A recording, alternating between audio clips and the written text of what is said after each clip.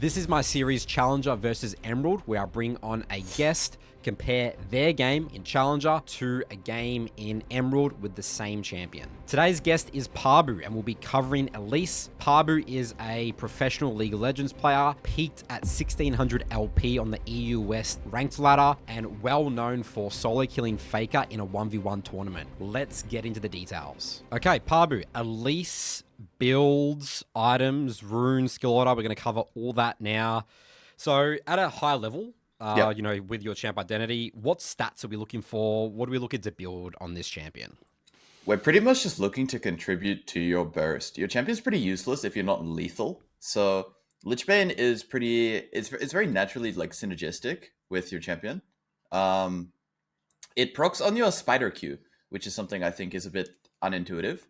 So you can very easily put 2 Lichbane procs in your combo. Gives like max AP, a lot of move speed, and you get a lot of procs from this very easily. Then outside of this, we're usually just looking to stack Magic Pen, AP, and damage. You can opt into Rylai versus some teams if you're ahead. There's like Rylai's is okay, but for the most part, you just want to stack full max damage.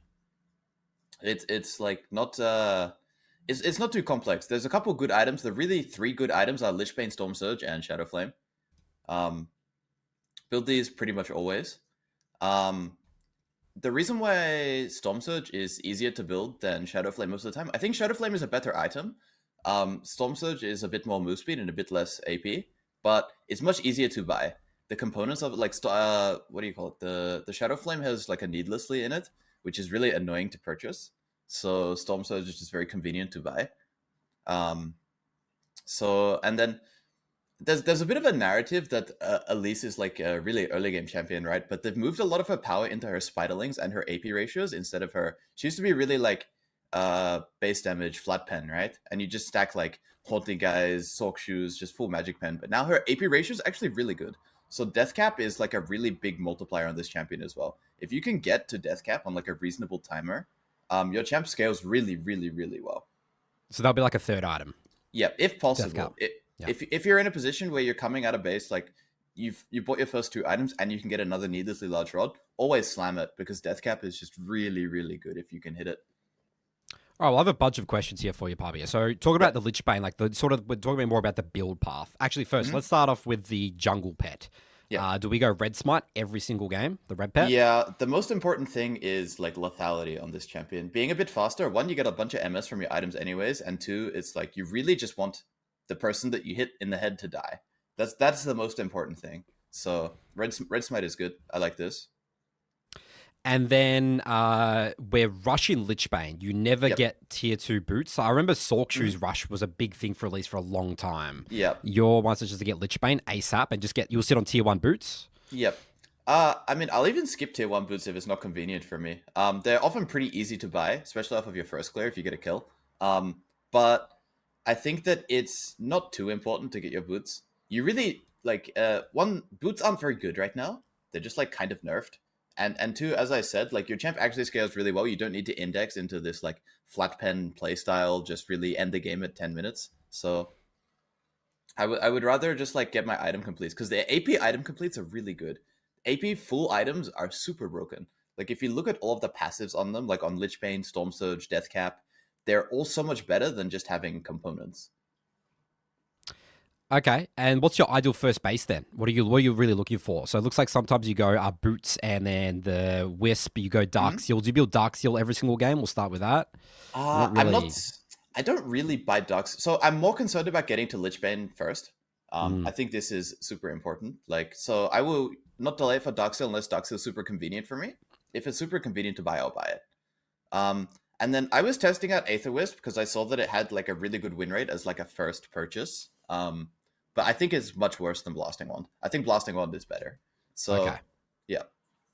So this sort of build here, we'll go Blasting Wand, ideal first base, and then maybe you get, you know, your Dark Seal here, boots, Rushing Lichbane, Sork Shoes, and then you're getting Stormsurge. Then I didn't really see, so then 3rd item here, you're saying Deathcap or Shadow Flame? Or is it always Deathcap? When do you build Shadow Flame? Because I see a bit of inconsistency here. Like, this is a Shadow Flame 2nd item. How do you define between Shadow Flame's 2nd item on this game versus Stormsurge on this game 2nd? So Shadow Flame is better, but it's harder to buy.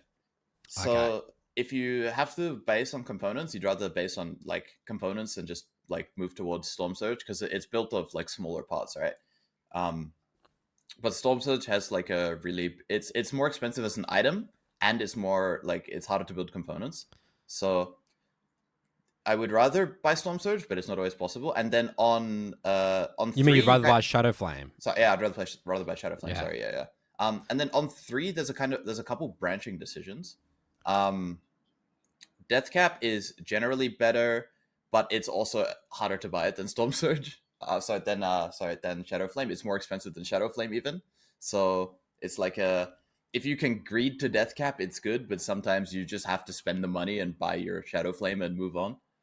And then sometimes you have some like Magic Pen concerns as well, where you need to like stop moving into either Void Staff or Bloodletters, depending on what's on your team. That's what it looks like this game is. So you built the Lichbane, Stormsurge, component Stormsurge, and then it looks like you're starting to build your Magic Pen item here. So Void Staff. You said the other one was what? Bloodletter? Yeah, Bloodletters. It's there's a game of it above, I think. Yeah, this one here. Yeah. This can be better if your team is like very AP forward. Because you shred for your teammates as well, right? So it's a bit like Black Cleaver versus Last Whisper in that decision.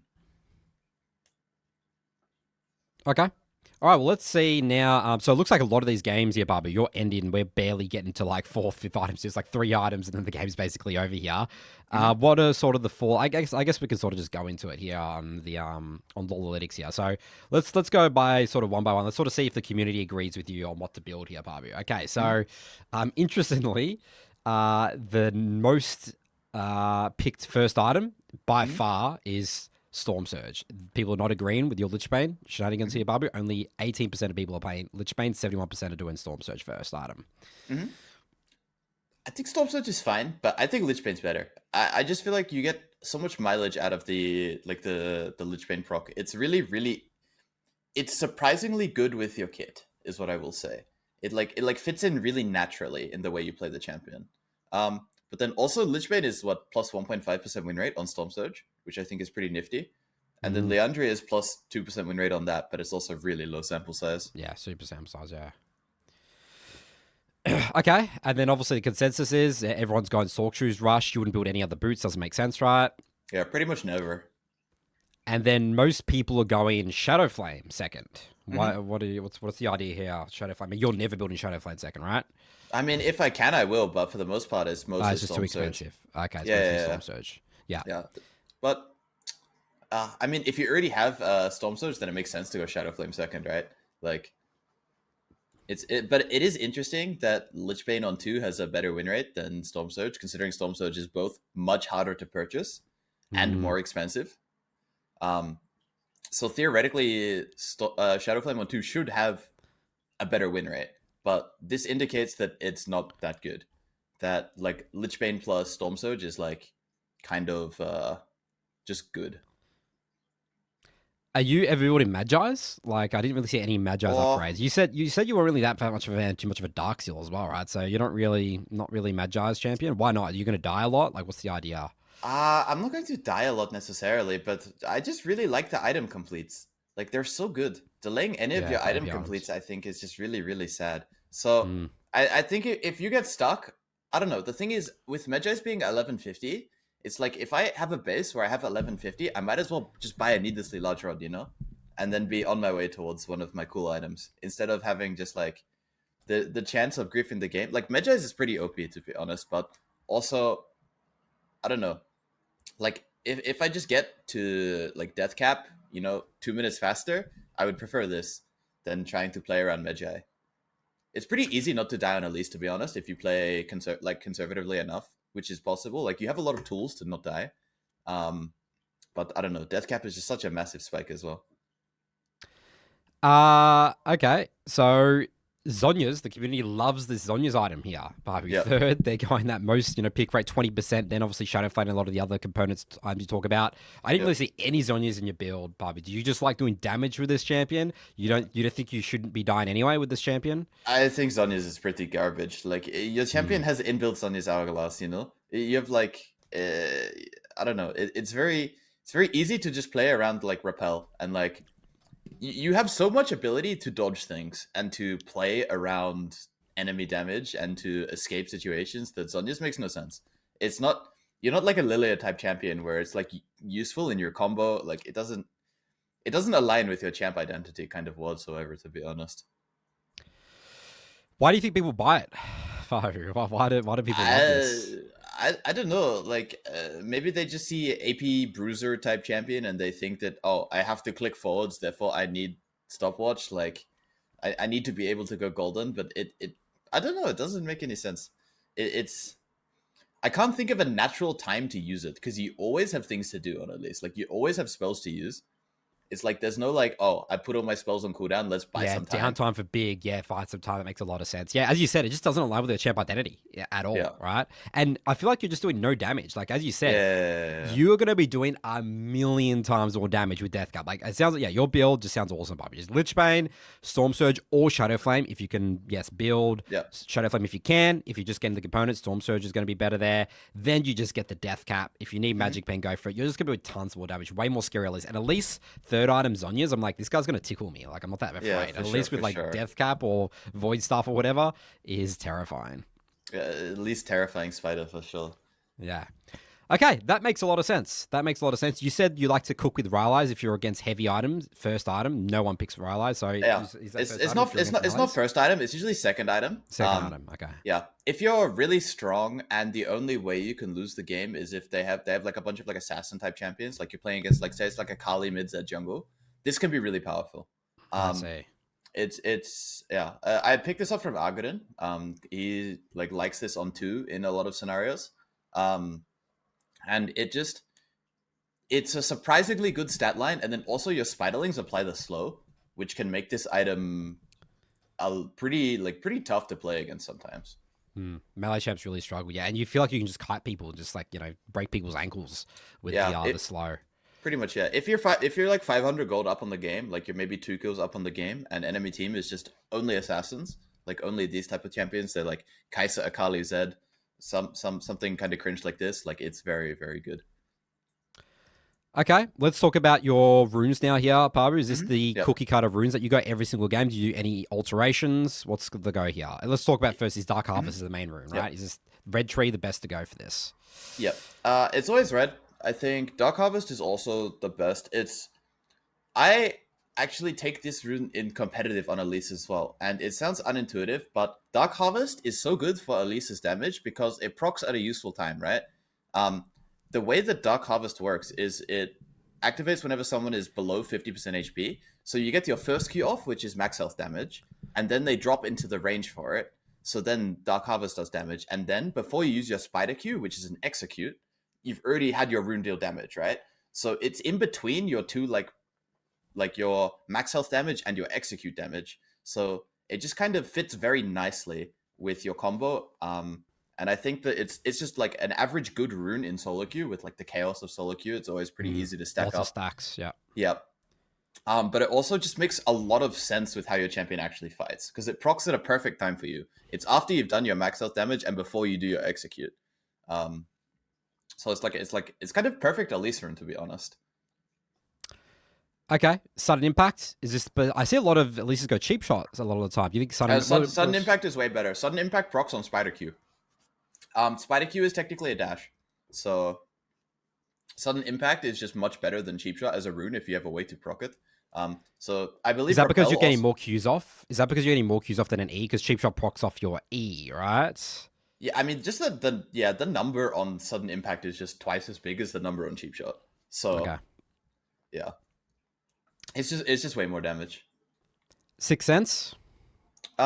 Yeah, this has a really good win rate on Elise. I think just like walking to a lane and then knowing immediately if you get spotted is just way more valuable than being able to dump your wards down more. Treasure Hunter, is this again just the chaos of solo queue, sort of like with Dark Harvest? You're going to get a lot of kills. It's a really good snowballing rune. Do any of these other make sense? You said that, it's interesting when you said that you don't really care too much about movement speed for the blue smite or whatever. Is that the same thing? Because a lot of your items already have move speed inbuilt, like Lichbane? Yeah, this is true. And then also, you like the most important thing is getting to your like full item completes as fast as possible because they're really, really big spikes on AP champions. But Relentless is fine. It's acceptable. If you prefer the move speed to run around the map, it's okay. It is a little bit redundant because you will just purchase most games 2 move speed items anyways. Yeah, with like the both Stormsurge. God, these have And really Lichbane. annoying names. Yeah. Yeah. Stormsurge and Lichbane both have MS on them. Yeah, so Lichbane here, so Stormsurge is 6%, and Lichbane here is 4% move 4%. speed. Yeah. So Treasure Hunter is just, I find, to be the best red, like the best hunter at the end of the tree. It's on average the best rune. And it is solid on Elise, and like I like getting to my completes. But if you do prefer Relentless, it's comparable in terms of like statistical performance. I prefer Treasure Hunter though. I know in terms of your secondary tree, Pabu, I know that you're like a big sort of magical footwear sort of fan. Yeah. You, especially when you're rushing first item, because a lot of the time you really like people rushing their first item. And it sounds like Lichbane Rush is awesome. Why would you compromise on that? Why would you not go magical footwear to rush Lichbane and skip your tier 1 boots to go this tree? Is this because this tree is just too valuable in terms of your damage with coup de grace and ability haste? Pretty much, yeah. Like the haste rune is too good on Elise, considering Elise champion is very centered around like her basic abilities. This rune is just very well tuned, and like 15 haste is a remarkable amount of haste, especially when you don't buy much of it. It's very, very like solid for your champion. And then also coup de grace just like synergizes very well with the way your champ like plays. It just I don't know. If they don't die, it doesn't matter that you had an extra flash or that you didn't have to buy your boots, you know? So like I'd rather just like click the runes that make my combat power as high as possible. And like hope that like it's enough to like push me over the line, you know? And it's like, yeah, if I'm 300 gold later to second item, that's fine as long as I had enough combat power to actually get to my first item, you know? Okay, and always attack speed, adaptive force, and then scaling health every game? Yep, pretty standard. People might be saying, Pabu, Elise is an early game champion. Shouldn't I go flat health and do crazy things in the early game? I mean, the flat health rune is just kind of broken. If we just look at the numbers on it, it's crazy. It's like your comparative with the flat health rune by like level 7, it's like pretty much the same already. And then 2, like Elise does not have to send the game early. It's a bit like Zinzao in that like it's a mega narrative. It's like you spike super hard on one item, and your scaling is not bad if you're not behind the game pace. Like you get mega outscaled if you stop doing things, or if you stop hitting your camps, or if you stop your economy. But if you keep your economy, you just have some like target access issues, not scaling issues. Skill order, Q, max, W, E every game. Yep. Do you ever start W, like do a Raptor start or whatever? Would you there be situations you start W? Yeah. If I start Raptors, I will start W. But if you're hitting buff, Q is a little bit better. And always, no matter what, Q, W into E. Is that the idea? Yep. It looks like you're doing 2 points Q. It looks like you're doing 2 points Qs. That means we'll get to the gameplay. It looks like you'll get level 4 clears, right? You're not leveling up E, level 3 like at all, right? So, okay, that was a level 3 E game. It really depends on what I see in front of me. If I see that there's something where I might have to move off camps, I will go E level 3. But if I'm convinced that there's like nothing I'm gonna have to get off camps for, then I will just go 2 points Q, because it's a pretty substantial like clear speed increase if you can go 2 points Q. Because like E does nothing to the camps, right? Like genuinely nothing. So it always feels bad to skill, but if there's something that you're gonna have to move to, then you might as well like have it, because it's so useful in combat. Great stuff. All right, let's jump into the practice tool now, Pabu. We're going to assume that our listeners here know sort of the basics of how each ability works, but sort of at a high level, how do we do damage? How do we maximize our damage with this champion? What do people need to know about Elise's kit to maximize this champion? Okay, so there's a couple things to go through. So if we start from the start, there's like the basic Elise combo, which is like Cocoon into QW, and then you switch, and then you QW in your other form, right? So it just looks like this. Very, very standard Elise combo. Where does the weaving in auto attacks come into play? Are you looking to weave in as many auto attacks as possible? It depends. In your early game, like usually it's like auto EQW, and then you go into this form and you auto W, and then you can auto Q. This is like things you can do in your early game. If you have more time, there's like auto W is a good reset, and then auto Q is good to use in spider form. You can do auto Q in this form as well. Weaving in auto. So I think this anywhere. is really important. This is really important, Bob, because I feel like a lot of people miss out on a lot of damage early. So you're saying that the way you actually play fights in the early changes as the game goes on. You want to weave in the auto attacks, utilize the auto attack reset with W, Q way more, and then as the game goes on, you don't have time for auto attacks. Your auto attacks don't do much damage. You just need to pump all your abilities. Is that the idea? Yep, pretty much. There's some interesting interactions with Elise. Like when you Q someone, your W flies to it. So you can throw it out into Narnia and then have it like fly across the entire screen to them, which can lead to some interesting situations. You can do this like to make sure your W goes where you want it as well. Say you're clearing your camps and like you need it to, I don't know, say you're like approaching this camp here, and instead you can just W like this and then Q here, so it always hits all three. Couple little like neat things you can do there. What was I thinking off the top of my head? You were going to say something more about auto attacks, were you? Or no, there's a couple ways you can open fights as well. Like when you're ganking lanes, sometimes just walking up and trying to fling like a max rank cocoon is like super low %. Yeah.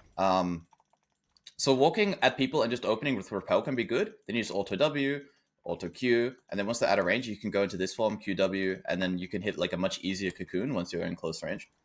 I will open a lot of ganks in Spider instead of just trying to go for the max range cocoon. Do you have more movement speed in the Spider form as well? Is that why you like running at them with Spider? Yeah, it's plus 25, I believe. Yeah. So running at lanes with Spider, like moving around the map in Spider is pretty important. Okay, and also ganking as well. So because a lot of Elises, I feel like they feel like they have to hit their E. That's the combo, right? But you're happy just run at them, sprint at them with Spider form, repel on their heads, auto Q, do your whole burst combo, and then you go in human form and then finish them off. Yep. Pretty much. I mean, like you're missing out on some execute damage, and like it is lower damage, but it's much more guaranteed. It's much easier to do. Also, something with Elise, I think a lot of people are unwilling to commit their flash. Elise, if you win the first fight, is a very easy champion to play. So if instead of playing this skirmish where you show up to here and this guy is just about to come out of CC and throwing a max range cocoon, if you just flash cocoon, make sure everything goes nicely. Like situation is so much better. Be very willing to commit your flash to like making a play work rather than trying to like, oh, that guy just got Nautilus hooked. I'm going to greed my max range cocoon and hope that he doesn't flash in between Nautilus hook. Just flash cocoon him and make sure it hits. Like making sure that this death actually goes off is way more important. Because if you get ahead of the game, you get to your first item ahead of pace, game is very easy for you to carry.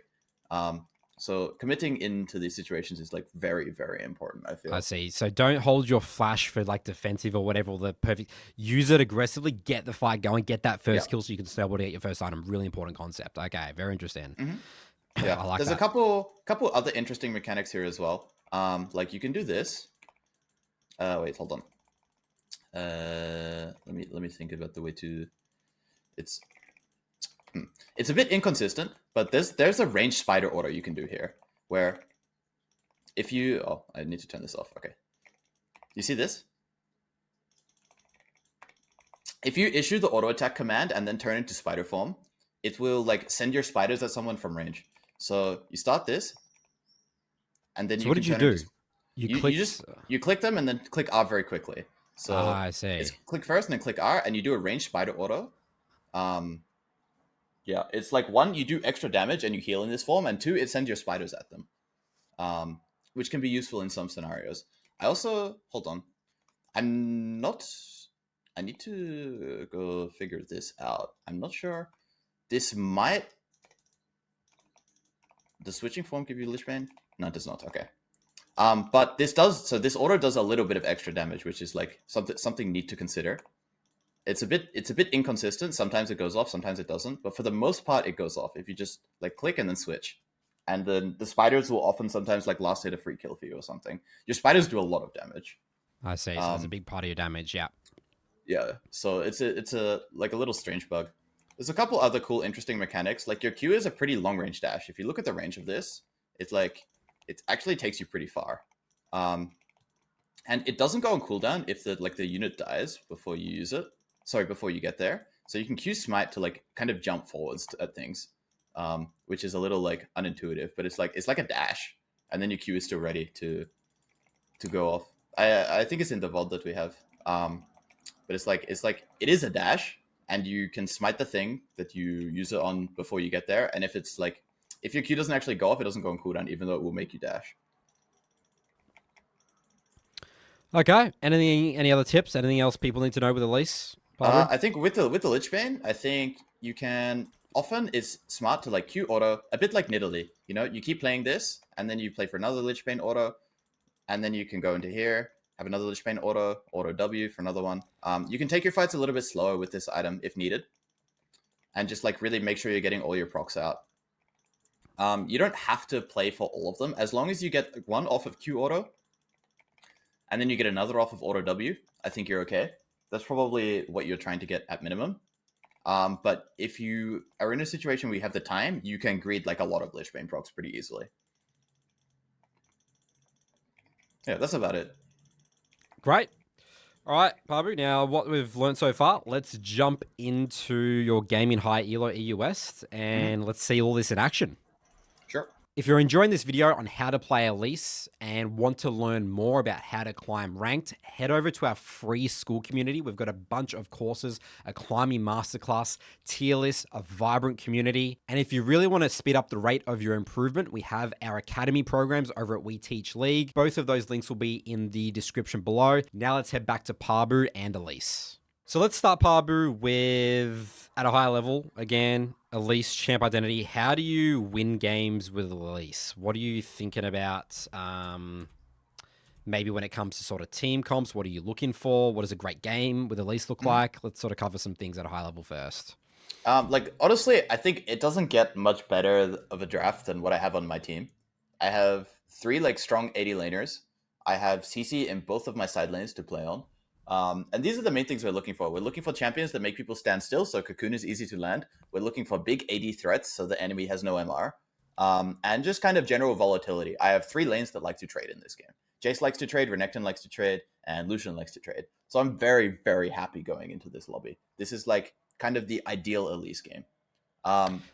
So the not ideal Elise game is when you have 0 setup for your E. Yeah. Enchanter support. I don't know, what's the top laner? Like, let's say if Jace was top and you had like a Victor mid or whatever. Look up. That's when game starts to get pretty hard. It's not completely unplayable by any means, but it's much harder than a game like this. This is kind of like Elise in like her best form, pretty much. Trying to win the game, I'm not thinking too much about sending the game early. I just want to kind of play almost like a very like natural fundamental jungler. I think that people think Elise is too much of an Elise champion, but I think of Elise mostly just as a jungler with very good fighting. And like her team, I think basically Elise as a team fighter scales kind of with your hands and the way you use your abilities. You can get a lot of mileage out of this champion if what would I say? Like if you fight very well, you can still take over team fights and like extended situations like this. It's not your most ideal position by any means, but it's very playable, I think. It just is a bit of like a tougher output compared to most champions because you have no big ult button, right? You only have your 3 basic abilities. But what this means is that all of your power is in your 3 basic abilities. So you can kill 5 champions. It's just over 30 seconds instead of 10 seconds.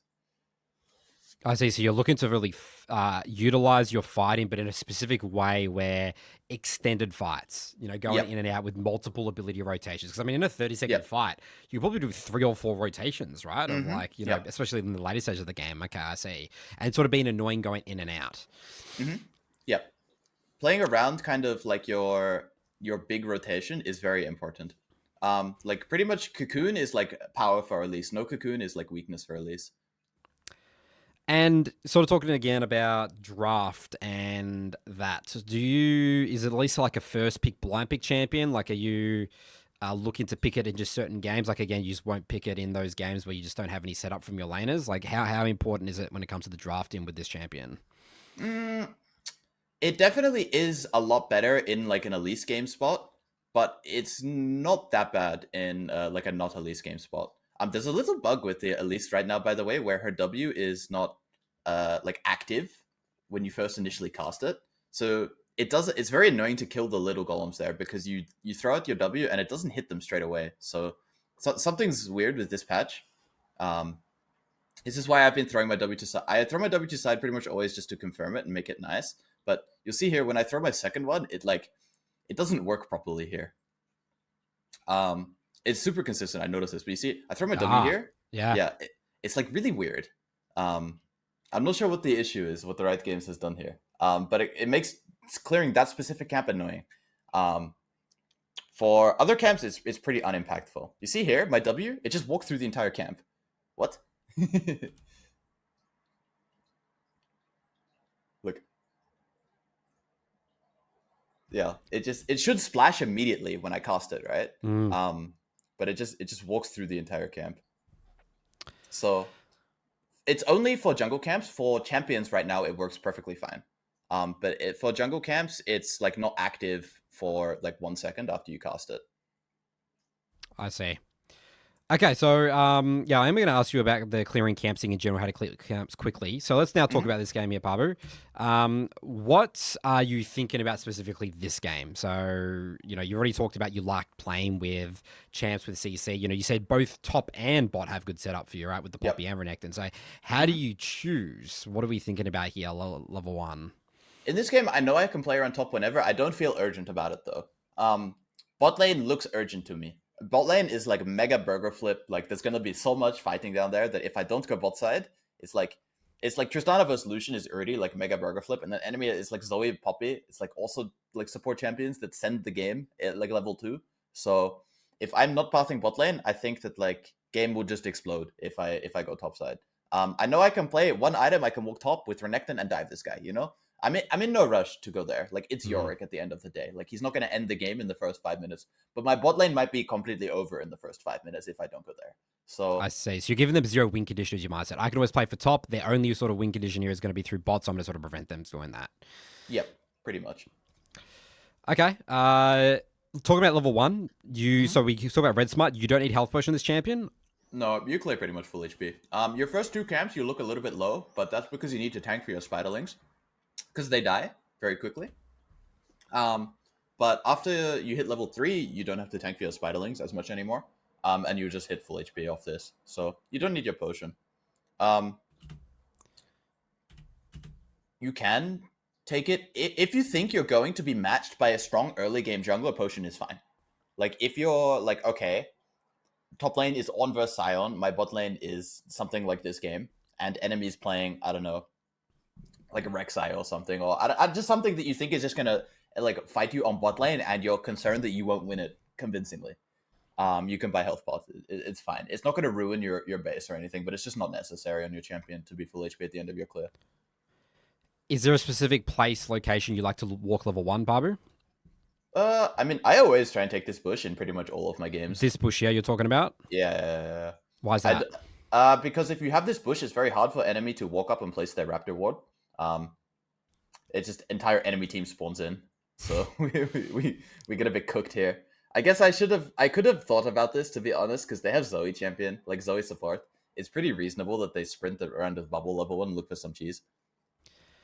So you'll come here and control this bush. Do you like to ward their jungle early at all? You just hold your ward? Like, will you just come and ward this or on this side of the map? For me, most important thing is just to try to deny like enemy ward. In this game, I don't care. Especially like when you play against like fast play champions, caring about where they go is like a bit whatever. Because like Zed, for example, is one of those like degenerate fast play champions that like 3 minutes base by walkout on the map, right? Karthus as Mal, I guess. Same like Karthus. Yeah, stuff like this. Like they can opt to open either side coming out of their full clear. So knowing which side he's clearing to doesn't do anything for me in this game. He can still choose to contest me on either side. So I'm not super interested in getting like vision down. And I mostly care about stopping them from having vision, because if they don't know where I am, my champ's a whole lot more threatening. And to do your clear, you open with like this is if you're like super safe and you know that you're not going to get jump scared, you insta smite before you click your spider Q. Okay.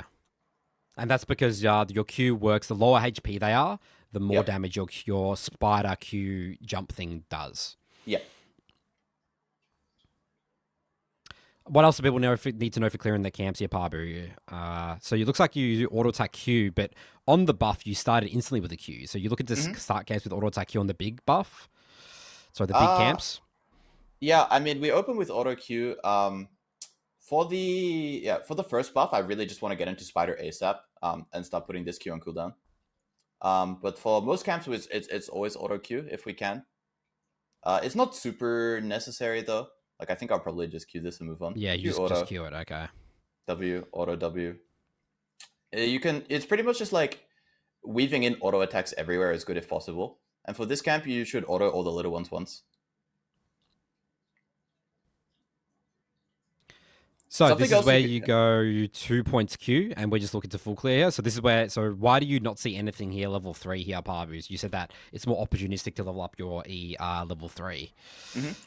So I see mid that there's just kind of nothing mid. Like there's no fight. Like my Jace is safe, and his wave is in a position where I can't attack it. And then enemy bot lane has too much control, where they can very easily, they'll just have a ward and tribush. And so like attacking bot lane here is pretty much impossible. If they like don't completely grief the game.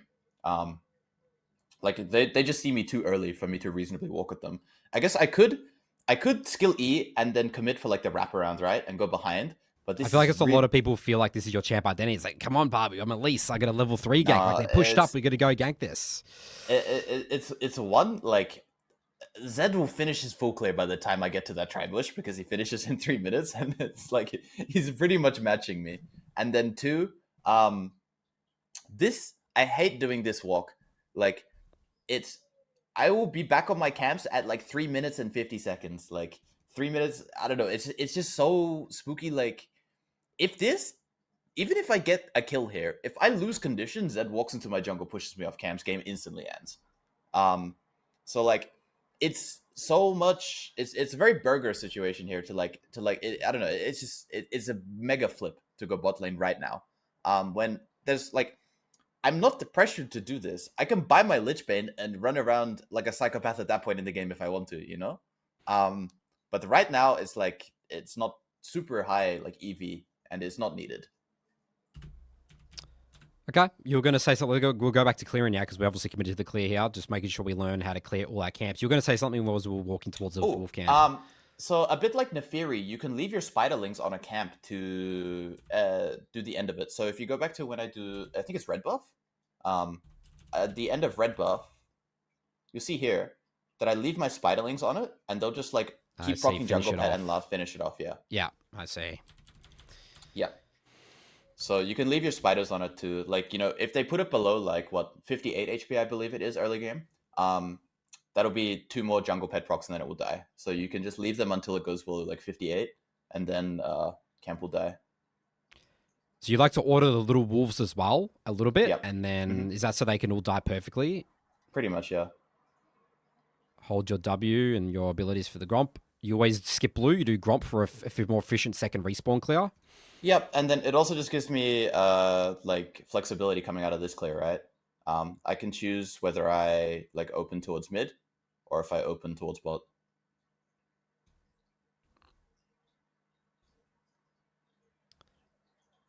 Okay, I mean, and obviously when you put 2 points Q in, you know, you've got to commit to the full clear at that point, right? Yep. Because you have no E. You don't want to see people at least is running around here with no E.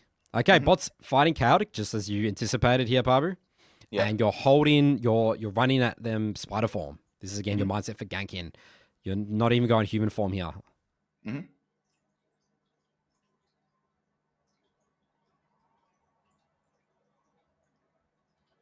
Okay, really interesting the way you play this here, Pabu. I've got a lot of questions. We'll go back here and watch this again. But this is very interesting. Okay, do you want to walk us through this here? Why you didn't even go human form and you sort of like delayed your abilities here. I mean, did Zed was here? Because a lot of people E onto this guy, right? Yep. I had a feeling Zed was here, so I didn't want to click E yet. Because if I open with E onto this guy, I have no flash. I'm just 100 to 0 dead. So I'm holding my E here. Like, I'm walking at him. If Zed doesn't show up in like 2 seconds, I will just E on him. Like, if I don't see him around this wall, I will just E on him, and I think he's dead. But as soon as Z is here, I'm like, oh, okay, time to readjust. And the thing about Elise is like I tried to ward this bush before I hit Z in the head, so like I can see if I need to click repel. But then I'm just like, all right, whatever, I'll just repel it if I need to. And so I open with auto W. Always important to like get the autos in. So it's auto W, and then Q, and then auto again, and then I E as soon as I see spells. So and is the reason you don't go into human form because if you're into human form here, you can't get repel, so you have to stay in the Elise spider form. Yep, pretty much. Spider form is like your defensive form. It's like very easy to outplay in this form. Human is not so useful in these scenarios.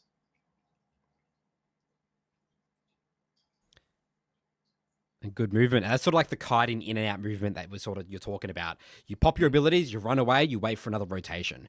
A lot of people, I feel like, just run at people like maniacs all the time. Like, oh, they're low HP, got to finish them off. But you don't really. I mean, I guess Spider W and auto attacks does do damage, but without your attack speed, it's quite useless, right? Like if you don't have the attack speed, so you have to be mindful of that. Your Spider DPS gets really, really good late game, actually, but early game is not very high. Okay. All right, so you mentioned, Pabu, that you like Blasting One. Is this the before you realized Blasting One was the best first ideal pretty first much. base? This was the last game where I decided that it's like Blasting One is a little bit better. Like I had perfect base for the Wisp, so I was like, yeah, I'll give it like another try because I have Dark Seal and Pink as well. Yeah, like, it's a pretty good base. It's like optimal base. It doesn't get much better than this. But in retrospect, I think I will. Yeah, I'm. So what would have been this game? What would have been this game then if you went Blasting Same One? buy, just with Blasting Wand, I think. Yeah, just boost Dark Seal, Blasting Wand, Pink. Yep. Because this is, 50 gold more expensive, right? Okay, yeah, so you just think it's just superior. Even though this is 50 gold higher item, this is just a better... the MS isn't that useful early. Like 15 extra AP it's pretty hard to pass up. Like, that's a lot of damage. Yeah. And talk to me... Also, go on. Move speed is not that useful early game because you have to kill your camps before you can go somewhere anyways. So you might as well kill your camps faster. And if you kill your camps faster, then you have a bit of move speed in that sense where you get to the end of your clear faster, So like, what's the point of having the MS instead of the AP, It's like extra combat power and you clear faster, so you're like available a bit earlier, Yeah, very logical. That makes a lot of sense, right? Kill your camps faster, so otherwise you're going to be, you're going to be missing opportunities anyway if you can't clear your camps fast enough. Yep. Red Sweeper Trinket. Do you switch that out on your first base? Or what do you do with pretty consistently? Yeah, I go Sweeper coming out of base most games. But if you feel like there's zero opportunity in your game, it's okay to sit on Trinket. Because I think Trinket can like pay off Trinket can pay off in... You're talking about the yellow Trinket, the ward. The Trinket ward can pay off in the clear after, right? If you use this clear to go place ward in enemy jungle, you get vision, you get information, you can use that on your next clear. Sweeper is like an immediate, I want to do something now. Yellow Trinket is I'm using this to gain information to make my next clear better. Okay, so so coming out of base here now, Pabu. So why? So you're looking heavily at top here, and you're sprinting out. So why are you skipping camps here? I'm very happy to open to like my quote unquote weak side before I go back to my full clear. I'm very open to this because your fights are pretty good on this champion. So if there's any volatility here, it's like pretty convenient to go here, take this fight, and then go back to camps, right? So I'm pretty open to this scenario. And also it's just like I like the volatility on top lane, so I'm happy to contribute to this kind of scenario. So if we go back to maybe 10 seconds before I opt into this play, we'll go through the first detail, which I think is important. The first one I think is that flash, knowing about people's flashes is crucial for Elise. If they flash your cocoon, fight gets a lot harder. So see here, as soon as I decide that I'm committed to this play, I will pull up my chat and I will scroll through and look for Yorick flash. Wow, really detailed there. I see. You're looking for someone to be calling or pinging the flash. Yeah, and I don't see it, so I know that he has flash, or I'm going to play like he has flash. Yeah. So that's step one. And then step two is I open this in Spider 1, 25 extra MS. 2, I can repel into the scenario here. So I get instantly in on top of Yorick. I start auto-Wing. Renekton clicks W on this guy, so I change to hitting that guy. Then I go into human because I wanted to cocoon the Yorick so my Renekton doesn't die. And I know I can finish Zed with my range spells. And then just auto-W, auto-Q. Weaving in a lot of auto attacks there when we're in Spider. Okay, I got a couple of questions here. So, Yep. you talked to me, you said before, Pabu, that repel E Hmm. is a more of a defensive ability rather than like maybe aggressive ability. Yeah, you're Eing in crazily here. So, Hmm. I feel like people would see this and I'd be like, well, Pabu, I E in. You told me to E in, but Hmm. I'm dying. Yep. Why is So the situation different? Is that because they've used all their abilities? pretty much, yeah. All their spells are down. Both these champions are extremely non-lethal right now. Zed just used all his spells. Yorick has no E, no Q. Maybe he has Q in like 2 seconds, but whatever. He just only has Q. But Zed has nothing, completely nothing. Nothing. Yeah. Yeah. So I'm very happy in this scenario. And so I open onto Yorick here because Zed can space me. I auto W Yep. the Yorick. Then Renekton changes to hit Zed. So I immediately move on to hitting Zed because I want that guy to die fast. Whoever Okay, so Renekton target hits, selection, really yep. important. So your mindset is, I need to kill one person really quick. Because Hmm. if you spread your damage too thin here, then it's going to be, you're not going to kill anyone with Elise. Yep, pretty much. Very nice. Yes, that's really important there. That switch, because if you queued the Yorick there, by the way, Pabu, Hmm. that Zed probably would have gotten away. Yeah, it would have Or gotten it could have pretty been really bad. dicey. Yeah, if the Yeah. Zed didn't die in CC there, it was like quite dicey. Okay, next thing here. Why did you not help Renekton push the next wave here? Mm, TP takes forever. So because this wave is close enough, I know that Renekton can just kill it and like still base. I'm not too Yep. concerned with getting like my own EXP. If it was like further away or like the death timer was shorter or whatever, I would help him push it. But in that spot there, I know I didn't need to help him. So I was like, okay, it's fine. Yeah, TP really takes forever in early game to like show up. So it's not a big deal most of the time.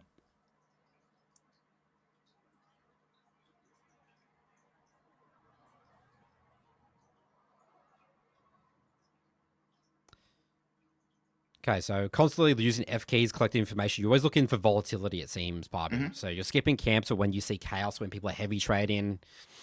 Hmm. But I do it at times that are very convenient for me. Like both of these was like, all right, I'm opening out of base. I go hit top lane, because it's just before my golem. Like my golems have respawned. All Like your I'm very camps haven't close. respawned yet. Yeah, they Yeah, are respawning, but it's not like your entire jungle's up.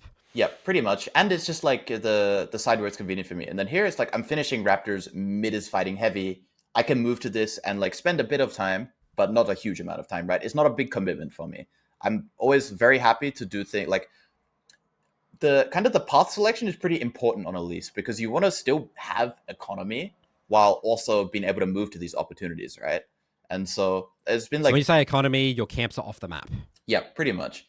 You want to be strong individually, and you also want to have the opportunity to move to these fights. So it's balancing it is hard. Also, you see my W that just goes straight through the Yeah, camp. yeah. Just ignores it. Yeah. Okay, that's again your mindset of just opening up with R and the repel. Hmm. Yeah. Okay. So yeah, definitely a big thing that it looks like we're focusing on with this Elise is fighting and execution because Yep. I feel like just everyone plays these fights differently here, Barbie, and this is just Hmm. really clean. So you flash E, you Q onto that minion. Yep. Wait. Oh, wait. So your I Q did the doesn't. thing. Yeah, You yeah, did the yeah, yeah. thing. Yeah. Cool. So it doesn't go on cooldown. I see. So if you smite, okay. So you Q the minion, smite it, Hmm. doesn't go on cooldown. So you have like two E's, two Qs. Dude, that Yep. Tristan will be like, what? That's impossible. Yeah, yeah, yeah, yeah, yeah. Ah, tough. It's a tough death, but I'm okay with this death. Like to be honest, like Lichbane. You're Lichbane. I got my item. Yeah, I'm very Huge. happy. Yeah, Your camps are off the map as well. hmm Like your camps are all spawned. This is perfect, right? Who cares about that death? yeah. It's also like it was like one Zed was 1 HP when he killed me, and then two it was like very close. Like I could have dodged the Q, but I didn't. I just like failed the dodge. But yeah, I'm very happy to be playing the game now. I have Lichbane, so I can really send it in this moment. It's really be real interesting, but I'm going to pay attention to what you're fighting, how it changes from early to mid game, because again, the whole opening up with, spider form sprinting at people, repelling in, it's going to be interesting to see how that evolves, if that evolves. Yeah, I mean, I think that like you do have to play more conservatively for sure as the game goes on.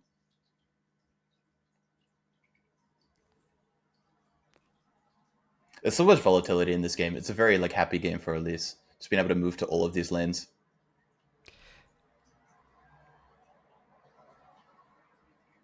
Again, not even bothered about human form at all, Pabu. You're just running at people in spider form.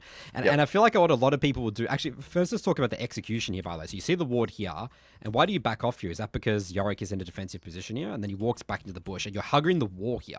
Yep. I mean, I'm just trying to tuck myself out of the vision of this ward. And then all I want is, like, I'm going to sit here, and if Renekton pushes this wave and Yorick doesn't show, I'm back to camps. Okay. So it's like, it's a positive outcome either way. Renekton gets pushed, gets to base from like his volatile position and gets tempo on his laner, or like Yorick stays and I kill him. Like it's a guaranteed good scenario either way. And I'm very happy to be getting into confrontation situations here, right? If Zed tries to contest me, if anything happens top, I'm very happy to play right now. So I'm fishing for this.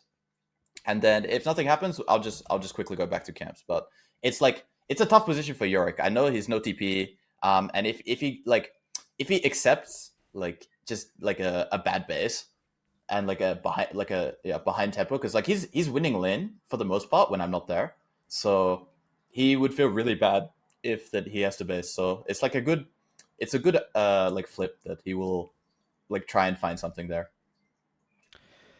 And the principle as well here, Pabu, that I really want to emphasize is that the speed and the consistency of this kill, because what a lot of people would do here is they'll walk up in human form, try and throw the E. Maybe they do hit the E, and you'll probably kill them in equal, maybe even a little bit quicker in terms of speed. But the fact that you just don't even bother with that, you know you're guaranteed going to kill this quickly. The speed of the kills is important because you're not wasting time trying to hit Cocoon, and you know the guy tries to dodge Cocoon. You just sprint to them, get in melee range, walk up to them, auto Q, they're just dead, and then you can get back to your camps nice and consistently.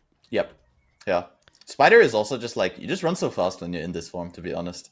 Like, you spend most of the game in Spider, you only go human when you have to use your human spells.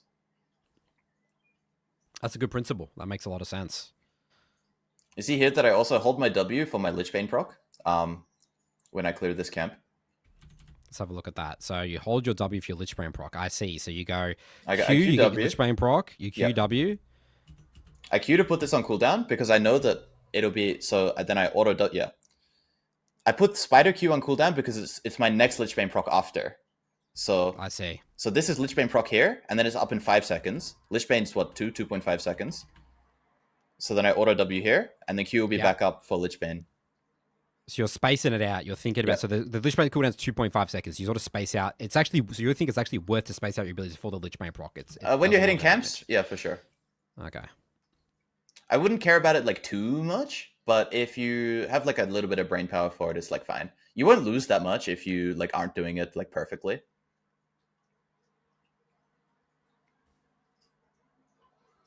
Also, my Crocodile's a beast. What was that?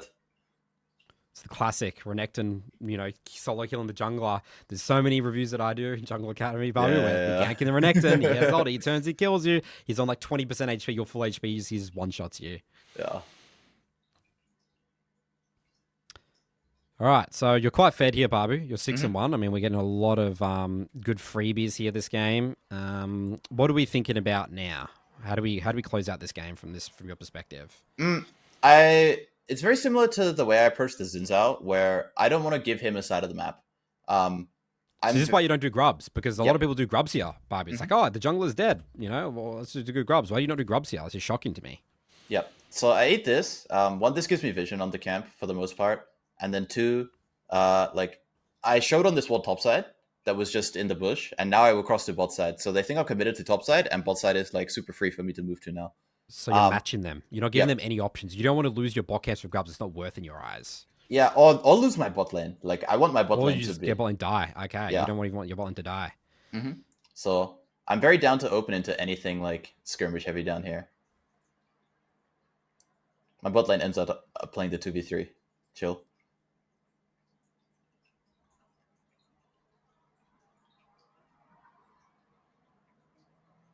Once again, open it up with Repel. They're running away. They have no abilities. There's no threat on you. Then try and human form. If you hit the E, they're dead, right? If you go back, there's a little interesting mechanic here that I do. As I leave tower here, it's under the second tower, but I turn spider and then I like face my like butt towards the tower, so my spider's walking to tower range. So for my Jace, so here I want him to like, you see here, I do this. I see. I put my spiders in tower range. Your spiders are tanking. I see. In case he wants to go for the dive. Yep. Yeah. give him some room to play. But yeah, you can like kind of like reverse your spiders into tower range so they can tank for your homies.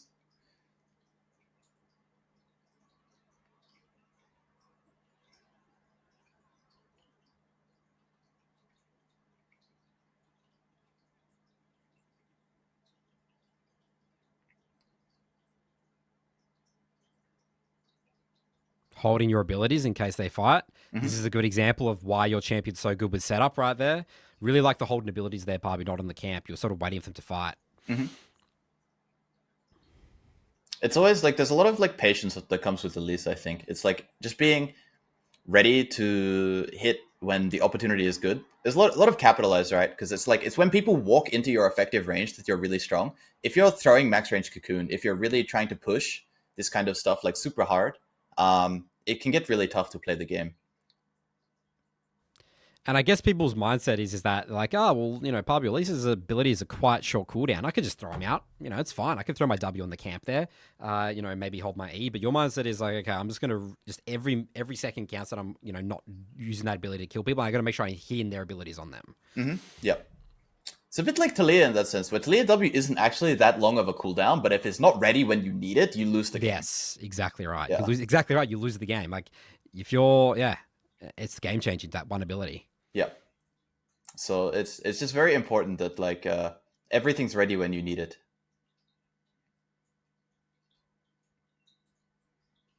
And overall, I will prioritize fight condition over almost anything. I always want to be ready for like the fight in that sense, It's like the most important thing is that if they contest, that we win. So killing my camp 5 seconds faster is, to me, not important compared to making sure that the fight is good.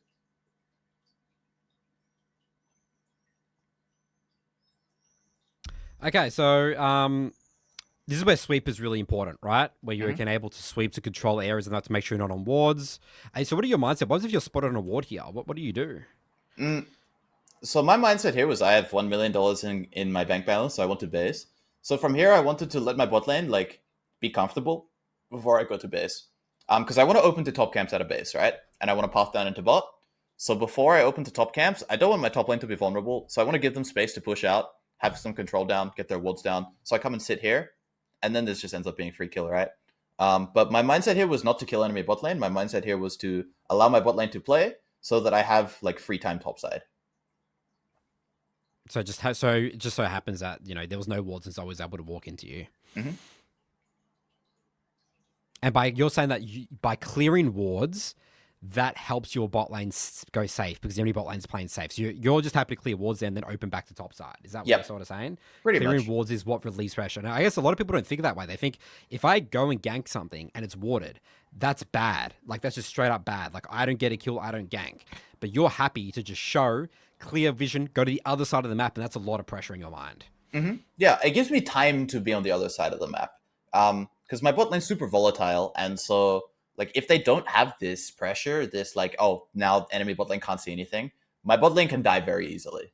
So I want them to have that time, Let's talk about this deploy here, Pabu. So you go on top here to the Krugs. You don't spot them. A lot of people here, Pabu, they will just go to their Raptors because they're like, well, there's no Yorick on my map. There's no on my map. I should just go keep killing my camps. There's nothing for me to do right now. Why are we invading the blue buff here? So there's two reasons for this. One is my bot lane's not on map yet. Like my Lucian just took his base. So I have quite some time before I have to be bot side. And then two, if Zed took my top camps, it means he's behind tempo. So I know that his top camps are likely to be up now. I see. So because he did your Krugs, these camps would be up. Yeah. So I'm happy to open here and look for something. And yeah, I guess Renex is pushed up, so you have a pressure point. I just feel like a lot of people don't understand when their laners are shoved in. That is the time to be aggressive and get into their camps. People always think it's like, I have to see them on the map to go kill them. Well, someone's going to come to this tower eventually, right? Yeah. I'm very comfortable taking this space. It's very hard for enemy team to be aggressive on me. So I can get pretty far ahead of my teammates. I have Repel, I have Flash, I have Cocoon. It's like very easy for me to play this scenario kind of 1v3 until my team can move. It's like you want to push the limit of this kind of as far as you can go. And then it's like if they don't respond to you, then you're also in this position where you can cut enemy team pretty hard. It's like, all right, if enemy jungler goes bot side, then top dive is free. If he's top side, then I just fight him. Like It's a win-win. Yeah, pretty much. It's lose-lose for him, win-win for you. There's like, it's a very difficult position. If you're inside his jungle, like, he can't defend everything you want to do, you know? Okay, so I love the holding E here, Barbie. Why do you even hold W? Is that because you just know he just flash over the wall or something? So he just W it in, right? Yeah, so from here, I can't cocoon him in the buff. So I just Yep. auto. And I fish with the E. I don't like this E that much, but it's like, okay. It's fine to fish with it if you think there's like no combat that's going to go on. But if there is combat that could occur, then we should hold this spell for sure. So I just threw like an optimistic E. Maybe I catch him after the flash and then Poppy can CC him and he will die.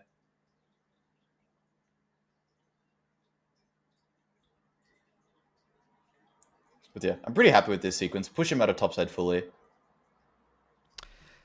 Barbie, breaking down that narrative that you were talking about with, Xin Zhao and all that, where people say, okay, Elise is a low farm, high kill jungler. Mm-hmm. You're going to play early and get a lot of kills. You're 10-1 this game here, Pabu, and you have 104 farm by 13 minutes. Yep. This is a really good example demonstrating if you have good pathing, I would say actually fighting well, because I feel people could have missed about at least 5 kills this game pretty comfortably and probably lost a lot of these fights because of the execution, the way they use the spider form versus human form. Because you're executing fights well, because you're making sure you're doing your camp still, you could do both. You can simultaneously get good farm and have high map impact. Yep.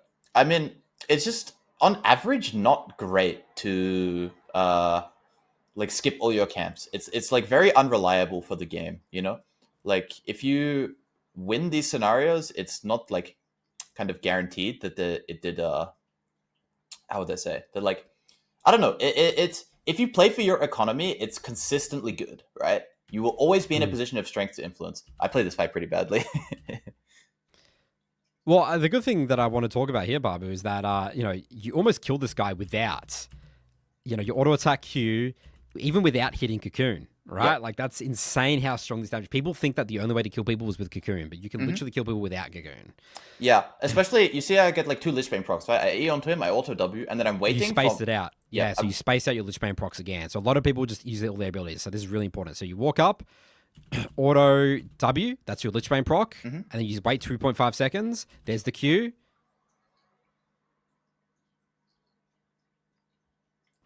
So how would you have played this fight better here? Do you just need to insta Q here? No, from here, what I think the play is actually is I just walk with him and then I Q auto him when my Lichbane is back up. I see. So you should wait. What? Your Lichbane will be back up in what, like half a second or something? You just did it too early. Yeah, pretty much. So okay, I see. So you Q auto. Yep. And he's guaranteed dead. Yeah. I thought he would die to that, to be honest. And then my brain turned off when he didn't die. And then yeah, classic. Yeah. I expected one outcome, didn't happen. It got brain explode. Yeah. It happens. Happens to the best of us. What was I going to say? Yeah, I think that like you don't have to push the game forwards that hard. It's like one item is when you get really strong, but you have some good items to buy.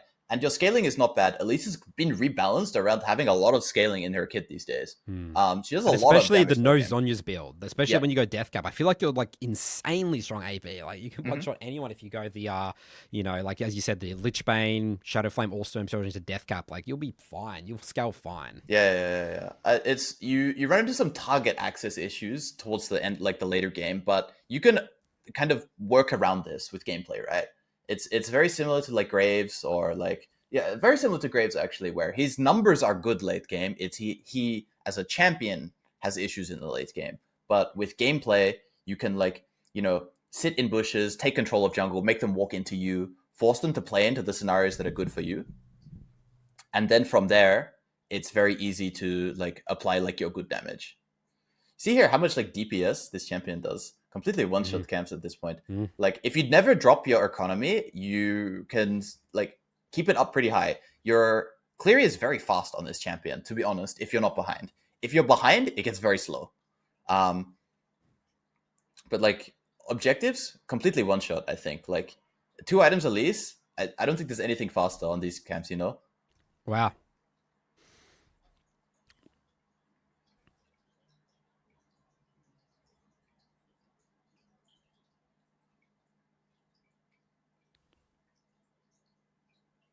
So how are we going to use this Herald? What are your Herald principles here? Do you want to save Herald for the tier 1 mid if you can't break it? Do you like to get the tier 2 side towers? What do we do with the Herald? I mean, I will always hit tier 1 mid if I need to. Yep.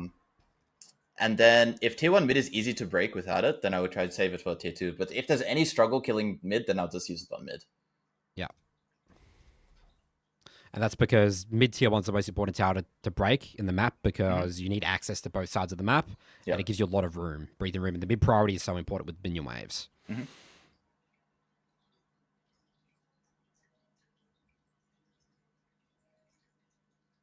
Something that you can also think about with using Elise Cocoon is I have this conversation a lot around skill shot usage with a lot of the students from the academy.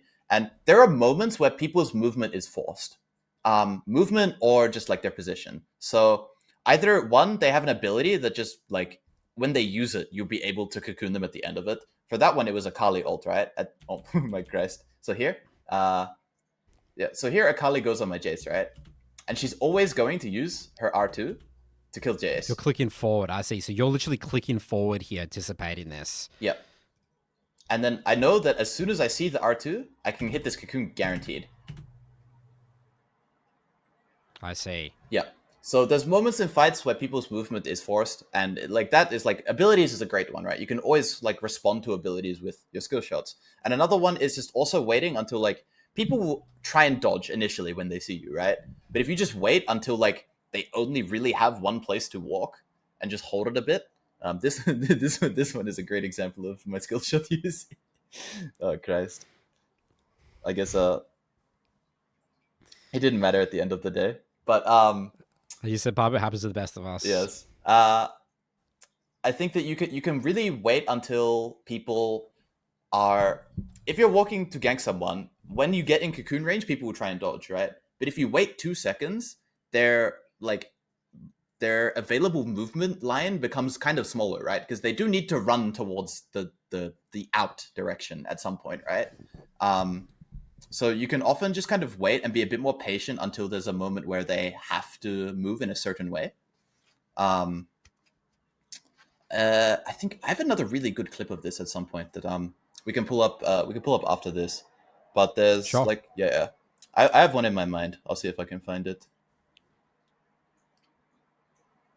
But yeah, it's very the Elise mid game should feel very natural when you're ahead. Is that you just want to open. It's the slow flip-flop principle again, where we get aggressive on one side and then we sequence into the other side and then we hold that space and we don't give them any space to play into. So we move aggressive into one side and then we move like through our camps into the aggression on the other side. And we're just constantly keeping our economy high and like taking both sides of the map, never giving them opportunity to cross. If they try and cross on us, we're always very happy to just cross straight and defend and just contest. You never want to let them have any space. So this terminology here, flip-flop, is what we use a lot in the academy. People on YouTube might not know who aren't in the jungle academy. True. Yeah, so basically you're saying you don't spend too long on one side of the map. You go bot, you show bot, you go take their camps, all that. Then you clear your camps and you just go match. And then you go do something there and you flip-flop to the other side of the map. And you just constantly do that back and forth in the mid-game when you're ahead to close out the game. Yep. Never let them breathe. So we do dragon, we do our camps, and then now your mindset is I'm going to sprint there and I'm just going to go match the enemy jungle on that side now. Yep.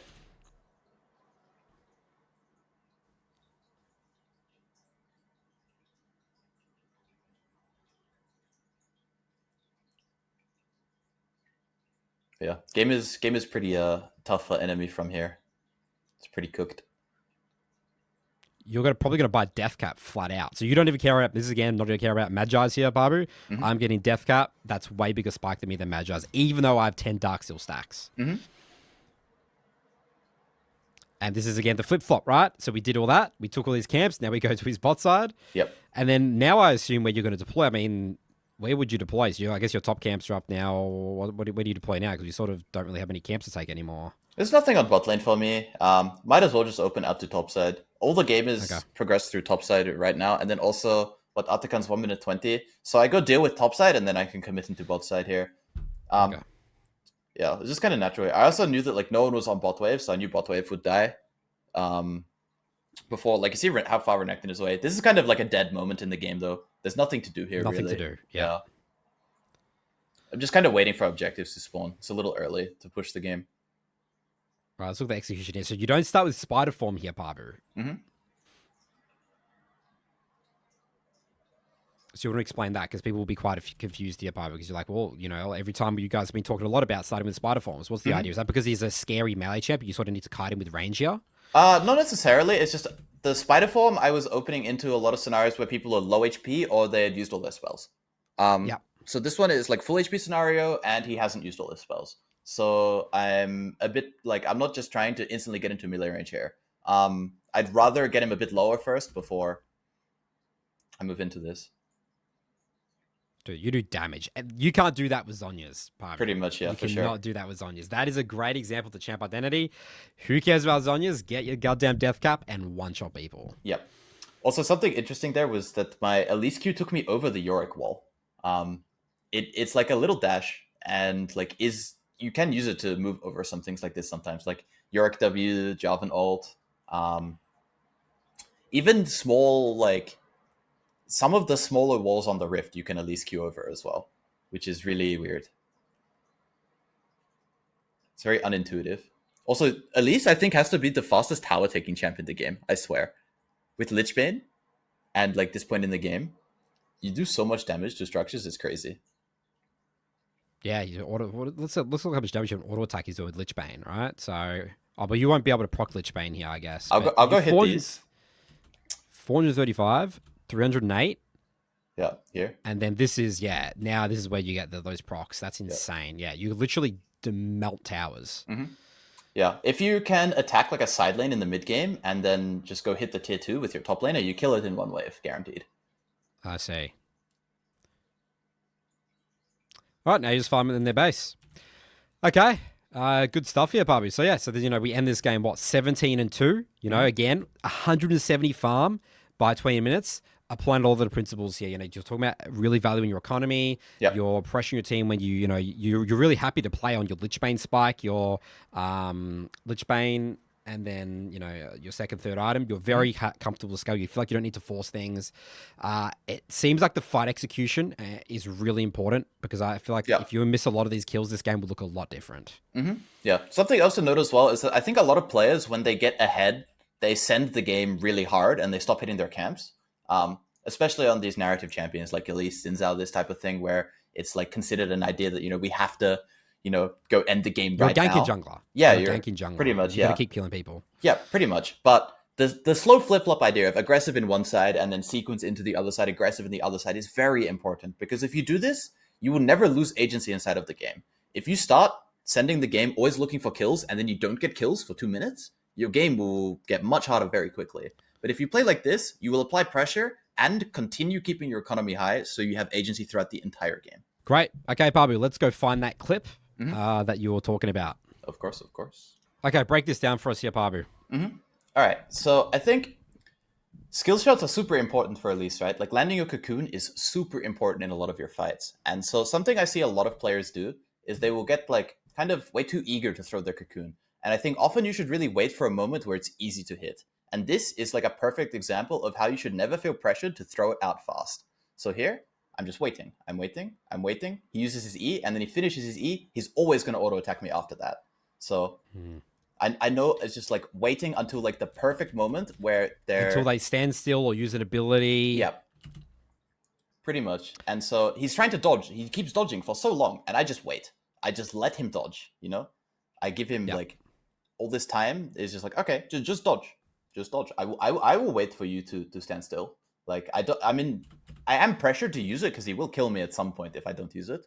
But there will be a better opportunity for me than throwing it when he's trying to dodge. I'd also denote here, Pabu, I feel like a lot of people right now would be like, oh my god, my Azir's dying. I need to go to human form and stun the Leona or something like that. You don't care about Azir dying here. You stay in spider form. You hold, because a lot of people repel in there as well, by the way, Pabu, but what people I find don't realize with Elise is how much movement speed you can close the game with your R spider form. Yep. So and your Q as a dash. So you hold, a lot of people would E onto Leona here. Because you're able to kill Leona with the spider form and the Q, you're able to repel onto Kai'Sa, and then, you can hold your E. Yep. For that. Beautiful clip. Fantastic demonstration. And again, I really like this mindset, Pabu, where just don't feel rushed on your E. And a big part is like reviewing your E usage, I think, with your Elise gameplay. Okay, Pabu, let's now we'll jump into our jungle tier list section, matchups. Mm-hmm. Okay, Pabu, so we've got 4 categories here. Mm-hmm. Very hard. So what is Elise struggle against? What do you not like to see on the enemy jungle? And then, hard, medium, and then what is really easy. You love to see this jungle champ on the enemy team. It's going to be sort of super simple. Mm-hmm.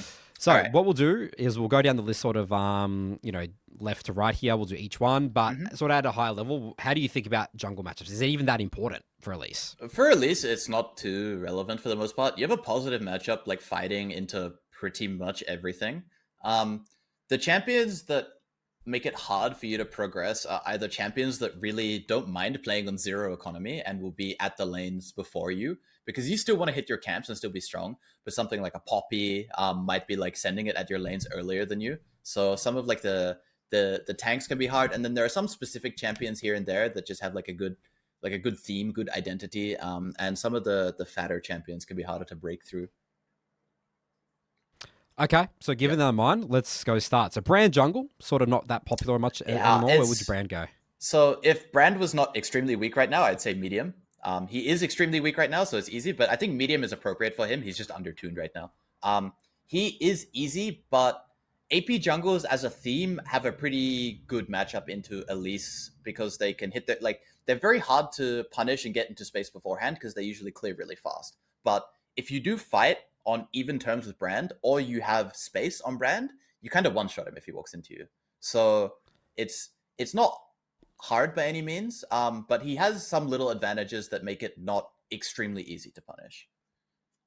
You just versus Zed that game. Didn't really see much difficulties versus Zed. Where would Zed go? He has the same idea as like a Brand, where he has fast clear, so he's hard to punish, but your fight against him is way better. So it's just fully easy. You just one-shot him, and is can't do anything to you. Repel is kind of broken versus him. Is that also because, like, Assassins as well, like, your repel is so good against a champ like Zed? Like, yeah. I'm assuming for a Talon as well, like, Talon can't one-shot you. It's pretty much the same, where if they open into you, like, they just don't one-shot you. Viego? Similarly easy. It's like he just can't one-shot you. He can't get onto you. Like, he has to come into complete melee range of you to hit you, which makes it very easy to just cocoon him. His champ identity functions pretty poorly against you. Bel'Veth team might be difficult to hit cocoons against the Bel'Veth. Yeah, it's a solid matchup. I'd say it's like solidly like tricky. Like it's hard, I'd say. It's not. I don't think you're upset playing against Bel'Veth, to be honest. But if she does get ahead of you, she will make your game like pretty terrifying to play. Like if you drop the ball against her for one sequence, game can be very hard to play. Trundle jungle? That's fully easy. Like any melee champion that just has to walk at you is like very, very easy to play against. Fiddle? AP. Oh, it's one of the better champions against Elise, to be honest. I'd say it's a hard. I wouldn't say very hard. Because your fight against him is still pretty good, but he pretty much just doesn't interact with you. He'll never engage in like the game that you're playing, and you don't do a very good job of stopping what he's doing either. But if you ever do run into him, just kind of like naked, he's not like ulting. Like if he has his pants down, then like you will one-shot him as well. But that's up to him playing bad. He shouldn't be walking into you with his pants down, right? That would be a good Fiddlesticks play. So that's why it could be hard. Mm-hmm. Yep. Now, Xin Zhao's a melee champion here. Xin Zhao. What do you think about Xin Zhao? I think it's probably only a medium. I mean, he's better than a lot of the assassins, but he still is very face first in that sense. It's very easy for you to just kite him out, not have to deal with him. Rengar can cleanse your stun? Yeah, this is an actual very hard matchup. This is one of the only hard matchups for Elise, where if he walks into you, he kind of just kills you. A lot of the assassins, if you disengage their burst, you're fine. Rengar just walks to another bush and keeps jumping on you. And yeah, you can't stun him if he has stacks. It's pretty brutal. It's definitely one of the trickier matchups. Actually, no, it's definitely the trickiest matchup. This is the only hard matchup, I think, for Elise. Only very hard. Okay. Yeah. There might be other very hard champions, but that's not because of the matchup. It's because it will be hard to progress the game against them. Jax. Similarly easy. It's pretty much just like Xin Zhao, but worse. And his E counter-strike does nothing, right? Yeah, pretty much. You stun him through it most of the time. Darius? I'm not so familiar. I think it might be better than some of the other melees if he has Ghost. If he can Ghost at you and dodge your cocoon, then he has a bit of threat. But it's still not that tricky by any means. Look, if I'm playing against a Darius, I think it's harder than Zed. I would say. It's solidly harder than Zed to play against, but not much harder. Yeah. So maybe top of easy, or would you slide it Yeah. to medium? No, it's not fair to say he's as good as Xin Zhao against Elise. That's not fair either. Okay. Like, yeah. All right. Wukong. Wukong? I don't know. It's hard to take like the matchup versus champion straight away because I think Wukong is like a good champion, right? So Yeah. it's like playing against Wukong is like, I'd say it's probably a medium because you're scared. Like you're 3v3 against him. Like say you get into a bot lane 3v3 post 6, he's pretty strong and you don't do much about it, right? But he's still like pure isolation 1v1. You still just kind of win. You're not very scared of him. Rammus jungle doesn't auto attack. I mean, he's W, or is it just beefy tanky champion's a little bit more annoying? I feel like you can do whatever you want against this champ. Yeah, you can do whatever you want, but also these like low economy ganking tanks are kind of annoying to play against. So Rammus is probably the easiest of the bunch to play against. So it's just like a medium, but he has a good identity against you, even if his champion doesn't do much against you. Like he doesn't fight well against you, but he plays the game in a way that can make it annoying to match. Is that where Skarner also fits into that category? Pretty much, yeah. It's pretty similar. Skarner wants slightly more economy than Rammus, so it's like not the end of the world. Nunu's a ganking jungler? I'd say probably hard. Like your 1v1 is good, like, right? You completely cook Nunu in the 1v1. He can't hit you with W like ever. Yeah. And then, but the thing is, he's just not trying to. Like, he's winning the game through other means. Yeah, pretty much, yeah. Malachi jungle? The same as like Skarner and Rammus, to be honest. Yeah, it would be higher if you didn't have Repel in your toolkit, but it's very easy to never feel pressured by Malachi ult. A Mumu? Similar medium. It's like it's all very, very same for these kind of champions. Karthus is the AP. Oh, but actually you have a very positive Karthus matchup. You one-shot him if you ever walk into him, and you have Repel for Karthus ult. It's one of the unfortunate APs that has like a really tough time into Elise. Talia. I think this is a bad matchup for Elise. I think that if Talia plays well around her lanes, so if you cocoon her, she dies. This goes for most champions, though, right? Yep. Like if you cocoon you're thinking more about the game holistically here and how the game plays out versus Talia. Yeah, Talia fast clear and attacks your lanes and like just has a good if both teams have like a Nautilus and a Leona and both of you go bot lane, it's very execution heavy, but she is the edge in that sense. She is a bit of like a better like fight with like melee champions, like I'd say it's one of the harder matchups. It's like I'd say it's a solid hard. We'll go top of hard. Yeah. It's not threatening 1v1, but very little is to Elise. Like you're never that pressured whatsoever. Gragas jungle, another AP? Yeah, it's pretty easy. He's an AP without the good clear, so it's just like, okay. Yeah. Briar, I feel like that should be yeah. easy, It's the same thing. She clicks WQ forwards and you cocoon her, and then she is... she can't control her character. Yeah. Diana, another melee champion, but I'd AP? I'd say it's a medium. Like, she is face first, but it's like Talia, but worse, right? It's like she has a good group fight, and the thing about Diana that makes her medium instead is that she can buy a bit of HP so she doesn't get completely one-shot. Like, she has good items to buy. But also you can like repel her ult very consistently. Like even if you get hit by it, you can dodge the damage. So it's not super threatening. Mundo, does he fit into the tanky champs category? I'd say he's better than a lot of the other tanks though, because he ignores your cocoon and just keeps running at you. So it's a solid, it's like a bottom of hard.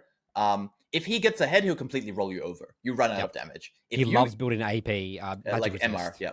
But if you get ahead of him, you get to a level 11 at a good pace. Like your DPS is actually insane on this champion, and you can 100 to 0 him a bit slowly. Like you can burn as long as you don't build Zhonya's third. Pretty much, yeah. If you buy big ticket items, very good.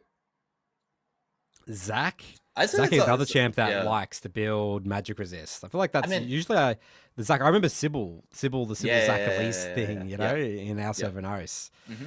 Yeah, no, so Zach, probably hard. Yeah, it's a hard matchup as well. I mean, he doesn't do anything to you 1v1, right? But it's still the same idea of just like the way he wants to play the game is difficult for your champion to deal with. And outscales you. Yeah. Echo? I don't see too much of this champion.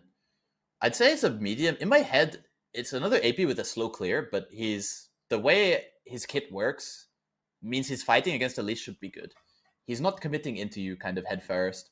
He has like a lot of tankiness to work with. If you do hit Cocoon on him, maybe at 40 minutes he dies, but at like 25 minutes, it's very easy for him to just click R like and not die. So it's pretty hard, I think, to like play into him in this. It's probably just a solid medium, yeah. It's okay. It's better than Brand. I would say it's for sure better than Brand. Okay, Brand's dropped a little bit here. Yeah. Shaco, AP, AD, I guess there's two, right? I mean, AP Shaco is for sure something you don't care about. The AD Shaco is a bit better, but I think it's still very face first. If he just like Qs onto your head, then you land Cocoon for free. And if he doesn't Q onto you, then he pressures you 0. So I'd say, I don't know. It's a very easy 1v1, but it's similar to the other champs where he's just playing on your lanes. And he has some cheese spots early. So I'd say it's a solid medium. Like, he has some opportunities to do some stuff, you know? Like, there's counterplay for him, especially with the cheese spots early. If he disrupts your first clear, it can be like an annoying game to play out. Evelyn is a champion that is killing your lanes without you as well. Yeah, I'd say that it's probably like the high end of medium. Like, it functions well against you in terms of the game, but if you do end up matched against her or you find her at any point during the early mid game, she's dead 100 to 0. So it's like your 1v1 matchup is so positive that it helps like deal with the fact that she like plays well against you. Vi. Very easy, I think. If you ever skirmish against her, 2v2 against her, even post her 6, I think she just gets cooked. She ults in, it's guaranteed Cocoon. Like, she's just dead 100 to 0, 95% of the time. It's very hard for her to play, and you cook her in the 1v1, so. Gwen jungle? AP? Yeah. I think this is really easy. Because I think you just walk into her and kill her. Like, even when she's strong. I think she just dies. Like, even with her W? Okay, if she W's your Cocoon, it's a bit harder. But if you just don't throw your Cocoon at a point where she can W it, if you just walk into melee range of her, I think you just 100 to 0 her. Or like, you do 80% of her HP, and then she's click W, and then you go into the sky, and then your team kills her once the W runs out. Like, it's very hard for Gwen to play. Udyr? Udyr's solid. Tank categories here, right? Udyr's solid. He has a good fight against you. I'd say he's a hard champion for sure. Especially with his Awakened W, right? He can just block all your bursts. You can't one-shot him, and he actually threatens you back. A lot of other tanks don't threaten you back. The Mundo and the like Udyr can actually kind of like run you down and kill you. And if he gets a bit of an advantage, he can take over the game against you pretty easily, push you out of your sides. It can get annoying. It's like these fighter tanks, like your Mundos, your Udyrs, are a lot better than the traditional tanks for the most part. Kayn, I guess red and blue. So red Kayn, very easy. Blue Kayn, kind of tricky.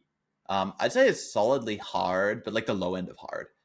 You kind of still cook him in the 1v1 for a lot of the game. Red Kayn's very easy to play around for you, to like space him, kite him, and then like, say you're like spacing him, and then you land Cocoon and you drop all your spells, then you can instantly repel afterwards, so he can't like auto attack you and ult you.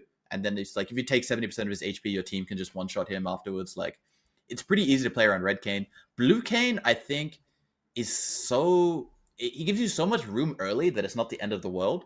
But once he's Blue Kayn, he has a very good matchup into you. It's very hard to Cocoon him. Kha'Zix. One of the easiest matchups in the game. You're not isolated because your spiders are your friends. Oh, yeah, that's true. I know you can repel. I guess this is a champ maybe you could build Zhonya's against, right? Maybe you don't need it. Like, you literally still don't need it. Okay. You have your spiders, so he does no damage. He legit does 0 damage. Shyvana, I guess we're going to sort of say AP Shyvana. It's sort of like the go-to thing, you know, if you're going to be thinking about AP Shyvana. I'd say it's like a medium. Like, if you lose pace on the game, she will take over, right? Because her fighting power just becomes stronger than yours. But if you're like even in the game fighting her, I think you just win most of the time. So it can get out of control very easily, but it's for the most part, pretty manageable. Kindred. Very easy. This is one of the better matchups for Elise. She can dodge your Cocoon pretty easily, but if you just click all your spells on her, she kind of dies. And then also Kindred really relies on her E burst. And if you just E after she auto attacks you twice, like you repel, she runs out of damage. Morgana jungle, not really a thing that we see anymore. It sounds good when you think, oh, I can Black Shield her Cocoon. Yeah. But you do so much damage that it's actually very hard for her to black shield your cocoon. You just break your black shield, you're saying, with so much damage. Pretty much, yeah. And then even if she does spell shield your cocoon, that's like most of her kit, and that's like one of your like 6 spells, you know? Like it's pretty easy. I if I play against this champion, I'm completely unthreatened. Jarvan. Now, I play a lot of Jarvan. I actually like playing against Elise's It's Jarvan. not bad, yeah. It's not Why bad. would that might feel the case? Because I feel like I'm never... like, you know, as long as you're not playing like an idiot where you're EQing onto her with Repel, like the moment she missteps, like I can easily, you know, EQ on her, like, you know. But I think it's maybe more of a skill matchup, maybe potentially. But I feel like I can, once I get 3 items, like I'm never going to die to Elise's Jarvan. It's one of the better matchups, I will say. Like some of the bruises, I'd say it's hard. I'd say it's not better than Kayn for sure. But I think the reason why you feel like it's so easy is one is that your EQ will always go through Cocoon, right? So you can EQ through Cocoon, That's or right. if you EQ onto her head, if she cocoons you during that, both of you are CC during this time. Your lose condition is EQing onto her friends and then getting cocooned, but it's not a big deal. You can also ult through her cocoon. You also have, if you EQ onto her and she repels away, you have ult, like you have 2 gap closes, right? So having 2 gap closes is pretty obnoxious for Elise. She's very good at dealing with champs with 1 gap closer, but 2 can get a bit annoying. But I think your fighting power is good. I don't know. I think it's just like one of those champs that just happens to fight pretty well against it. Lee Sin has 2 gap closes. Yeah, I'd say this is one of the better champs for playing against Elise as well. I'm pretty comfortable on the Lee Sin side of this. I'd say Jarvan's probably a little bit better. If Lee Sin was stronger, I'd say Lee's probably better, but Lee has just been such a weak champion for so long. Yeah. So probably top of medium, maybe? Yeah, top of medium, yeah. He's not the same as Jarvan. Hecarim? Oh, it's a very easy matchup, but it's pretty much Shyvana but AD. It's like if he gets ahead, he'll run you over. Yeah. Yeah. So bottom of medium. Yeah, pretty much. Yep. Ivan. This is top end of hard for sure. This is one of the hardest champs to progress the game against because he doesn't give a single hoot about his camps. He's just running around with his little redemption and lucidity boots at 45 minutes. It's just very hard to actually find moments of aggression against Ivern, and his fight is pretty good against you. Daisy borderline solos you. Your champ has very little for dealing with the golem. So I think that's like one of the harder matchups for Elise. It's just very hard to push the game forwards, and he outscales you. Plays very well with his team. He's always with his friends, is what's annoying. If you run into him 1v1, you cook him, right? But like this is the same for every champion. And any champ that plays really heavily with their friends or is really fat, it's just super hard to progress the game against. Lilia. I think it's pretty easy. I think that like I don't know. You can repel when she sleeps you, so that like you're not vulnerable, and then you also just cook her very hard in fights. I find it very, very easy to play. Graves. I think pretty easy as well. It's like, yeah, it's very similar to Kindred, where they're just not built for dealing with champions that are like AP and have so much damage that they can't dodge. Like, yeah, they struggle against these type of champs. And they're not going to really get your lanes like really far behind. Like they're not going to be able to like take over the game from playing through lanes. Yep. Master Yi, pretty popular lower elo champ. Yeah, I think very easy. It's a similar idea to like Zinzao but worse, right? Where he just has to run at you, and like if he doesn't use his Q to get onto you, then he just doesn't do anything to you. And if he does, then you cocoon him for free. So he has no good options. Mordekaiser. I haven't played against this champ so much. I think a well-played Mordekaiser is probably a medium. If Mordekaiser isn't like very efficient inside of the game, I think it's easy because I think you just kill him, and you can always repel one of his Qs when he uses W. Not getting range of his R. Yeah, even if he does ult you at like max range, you have cocoon and repel to play around, right? So you can cocoon to space him, and you can repel to buy time and also like stall out his shield, dodge one of his Qs. It's a pretty easy matchup at the end of the day. Nidalee? Solid hard matchup, but this is only at like the peak of the ladder. She has a good fight against you. She can really take like a lot of the situations that you would default win to go fight against you. And is that because the top end of the ladder they're just more skilled? Like a Nidalee player will just really skill check you in fights. Yeah, pretty much. Like she has a lot of ways to outplay you. And you're pressured to kill her. She's not pressured to kill you. She has the range, sustain, kind of like control advantage where she's putting traps down, she's healing, she's throwing spears. And Nidalee also, I think these days has a really good scale. Nidalee's late game is pretty good. With like the buffs they've given to Nidalee E, if you're not winning game as Elise, like if enemy AD carries 2-0 and they have like a 3-item Nidalee, it's kind of hard to play against as like poke and heals. So you're pressured to push the game forwards, and her fighting is good. Nocturne. Nocturne would be a solid hard, I think. Yeah, I was gonna say I played Nocturne and Jarvan, and Nocturne feels like I don't really mind because again I'm killing your lane. I'm killing your laners without you. You know, your like, you fight don't into her is not that bad as well because you 'cause always have shield. spell shield for Cocoon. Yeah, so she has to give a bit of space against you. You can take space against her pretty easily. Now Poppy, you already talked about Poppy. Yeah. That goes in hard because she's going to sort of take over your lanes and stuff. Mm-hmm. Rek'Sai, I've been a Rek'Sai main a long time. It sounds this really is hard, yeah. Absolutely unplayable, dude. I go ban this against certain Elise players on our server. You're just face first, like when you're any face first champion, it's just so hard to play into Elise. So Zhonya is one of our tank friends. Yeah, she's not as good as the other. She's just Skarner Maokai tier, yeah, pretty much. She's so with Skarner Maokai tier, near Mumu. She's no Mundo Udyr, but she's pretty much exactly the same as like a Skarner Maokai. Silas jungle we won't really add. It's not really a thing. Teemo jungle, very easy. I mean, its win rate is fine. Its win rate is definitely a champion you can pick. It's not good, but you're not. So Silas is like you're actively like 7% win rate lower than the rest of the game, right? Teemo is like 1%, 2% lower. You know, it's like it's pickable. But it's very easy. Chuck it in easy. Yeah, he only wins matchups where blind is useful, and his blind is not useful against you. Yeah. Volibear picked up some popularity recently. The AP builds and stuff. I'd say it's medium. It's medium, yeah. It's not hard, but it's not. When you play volley into Elise, you don't feel like you can't do the things you want to do, but you also and I'm not threatened by volley. I'm not threatened by Elise, Volibear as Elise. Yeah. Like he's not spooky, you know.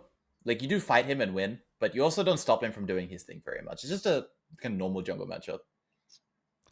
Warwick should be face first, very easy. Yeah, sort of in the Graves, sort of in the Rek'Sai Warwick category, I feel. Yeah. Zyra is one of our AP people. Okay, at the top of the ladder, I think Zyra into Elise is unplayable for Elise. So I think it's genuinely unplayable, but I think it has to be like 1.5k OP plus. If the players are really, really good players, you can never get into space first. And if you can never get into space first, you can't cocoon anything. And like you're just playing the entire game, like trying to walk into Zyra who's throwing plants at your head the entire game. She's everywhere first. I'd say this is a solid, very hard matchup, but at any point below that in the ladder, the Zyra player will make a mistake and you can kill her. But if she never gives you this opportunity, you never get any moments to play. So we'll chuck her in very hard, but you think against a worse Elise, maybe should just be hard. Yeah, pretty much. Like if it's not really high-elo, I think it's pretty punishable. It's just super squishy, right? So you can just kill her. But in really high-elo, it's quite hard. Pantheon jungle. This is picked up some popularity. This is my ban playing Elise. I find this one really hard to play against. Very hard then. Yeah. So basically, he's very hard to one-shot. It's a bit of the Jarvan interaction where if he clicks W at you and you cocoon him, you both just stand there and then he's in melee range of you. He has a lot of options against you. His E is just super nice, right? Like his function is good. His attack on your lanes is good. He's strong early. Like he's just it's just you don't have many advantages against him. Nefiri. I think it's hard. Nefiri's fight is pretty good against you, especially post like her first item. But she has like Nefiri's scaling is really good. Like with every item, Nefiri gets stronger, but it takes a lot of time before she's threatening. And I guess the last one here we'll do is Olaf. I'd say this not really a play jungler. Yeah, it's not played that much, but his win rate is pretty solid to be honest. This champ seems fine. I'd say it's like in my head it should be hard, but I've never seen because you can R her cocoon. Yeah, you can kind of run at her, but I've never seen an basically. So what in my head Olaf does, I've never seen a player execute Olaf at like a high enough level. Like I think people that play Olaf like this champion is not like I don't know. like when you see like a Rengar player or a Jarvan or a Lee Sin, these champions are so refined, so thought out, like so understood.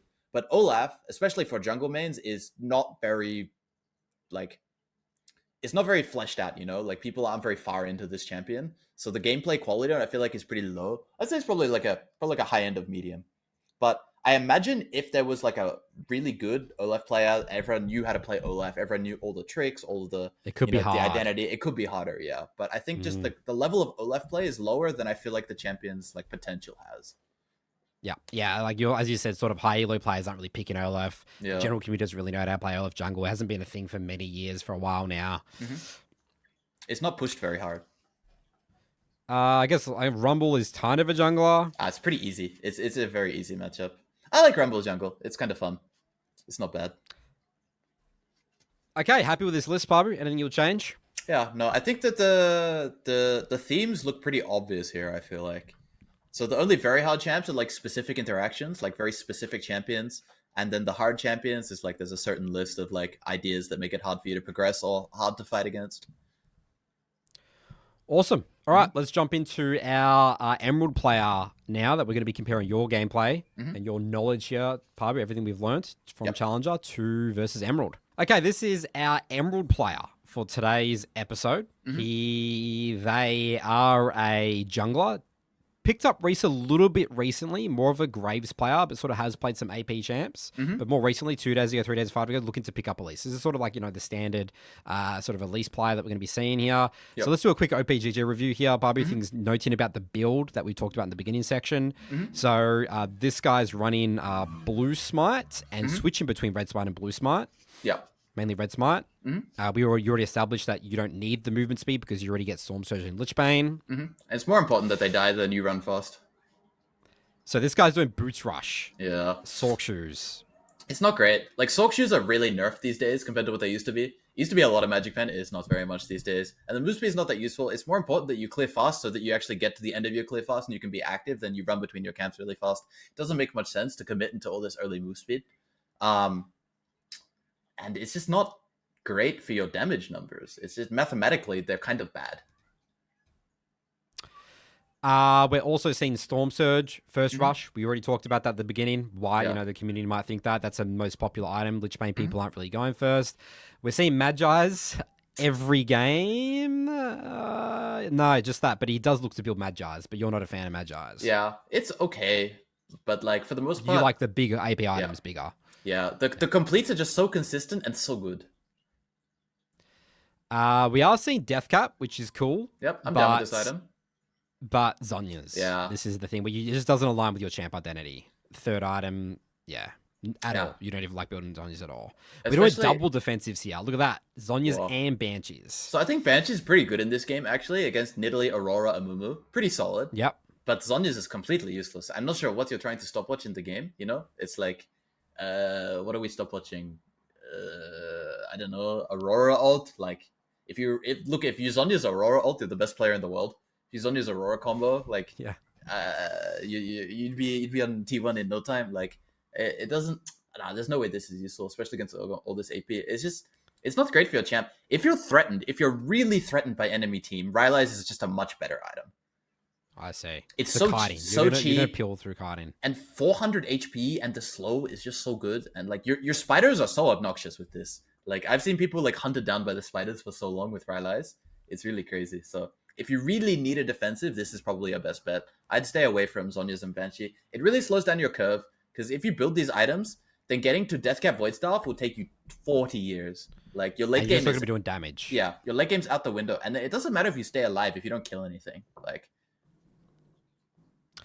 Okay, runes. We're going... actually, by the way, look at this. Red Sweeper. Oh, he's starting Sweeper. Oh, he likes to start Sweeper a lot. If you do the Raptors to Grump invade, where you take Raptors and go walk with their blue Grump, I'm down with Sweeper. Yep. If you don't do this, Sweeper level 1 sucks. I think Sweeper on first clear, you can very reliably tell where enemy plays ward if you look at your minimap. So sweeping that ward doesn't actually do anything for you. Like, if you sweep the ward, then they know you're there. And then if they know you're there, then they shouldn't die to the gank. And if you look at your minimap, you can just dodge the ward. Because it's very obvious when people place wards. You should never get jump scared by enemy like laners having ward in the early game. especially on first clear. You have so much time to watch what they're doing. You should always see where it's watered. We're seeing Dark Harvest. Yep, That's good. A+, right? Love Dark Harvest. Sudden Impact. Awesome. Much better than the cheap shot. Yep. We go the... Grizzly Mementos. This is Grizzly Trinket Mementos. cooldown. Is that... It's fine. Is this a big deal? It's worse. It is worse. It's... Than 6 cents. Yep. Yeah. 6 cents is better. But it's not like egregious by any means. It's like fine. Treasure Hunter, all good. That makes sense. Better than the Relentless Hunter. And look at this one here. Triumph over... you said the haste is very important with Elise. Yeah, I really like the haste. I think Triumph is just bad, kind of full stop.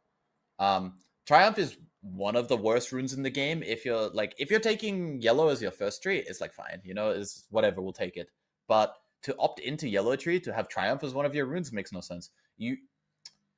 Benefiting from getting a kill is useless if you don't get the kill in the first place. We should always be indexing maximum into that guy dies. Not we're trying to play miniature Viego. We're not trying to play for reset. We need the first guy to die. So just indexing into maximum combat power makes more sense. And coup de grace, we already talked about that just as well with Elise. Attack speed, adaptive, and flat health.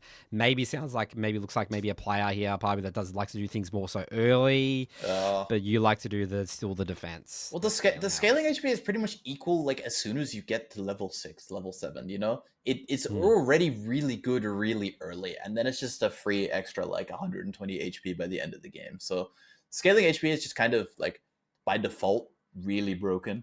Not really broken. It's the best by far. It clears the flat HP. Only take flat HP on champions I don't know, something like you playing Kindred versus Rek'Sai or something, where you really need that HP threshold in your early game to live. But for the most part, it should just be scaling HP by default. Okay, let's jump into the game now, Pabu. Okay, so Pabu, we've already talked about Blue Smite. No-go, not that important, but, Red Smite's probably still just going to be, the better. We don't need the movement speed. We already have it in belts with our Lichbane and Stormsurge items. So running out of base, you said that you love to take control of this bush to prevent them doing the wards and stuff. But you actually have sweeper, so what you said, you'll be expecting the Raptors into maybe the Grumpy invade here, potentially. Yeah. Something I really don't like already is that he didn't open straight to this bush and make sure that if they play sword, he knows about it. It's just kind of running around in circles doing donuts. And this is just low energy, useless early game level 1. We could win a lot more in the level 1. Yeah. It's you don't need to be at the camp until it spawns, right? No need. W level 1's a bit slower. Insta smite on the camp as well is kind of crazy without Q. There's no need for it. You don't get extra damage.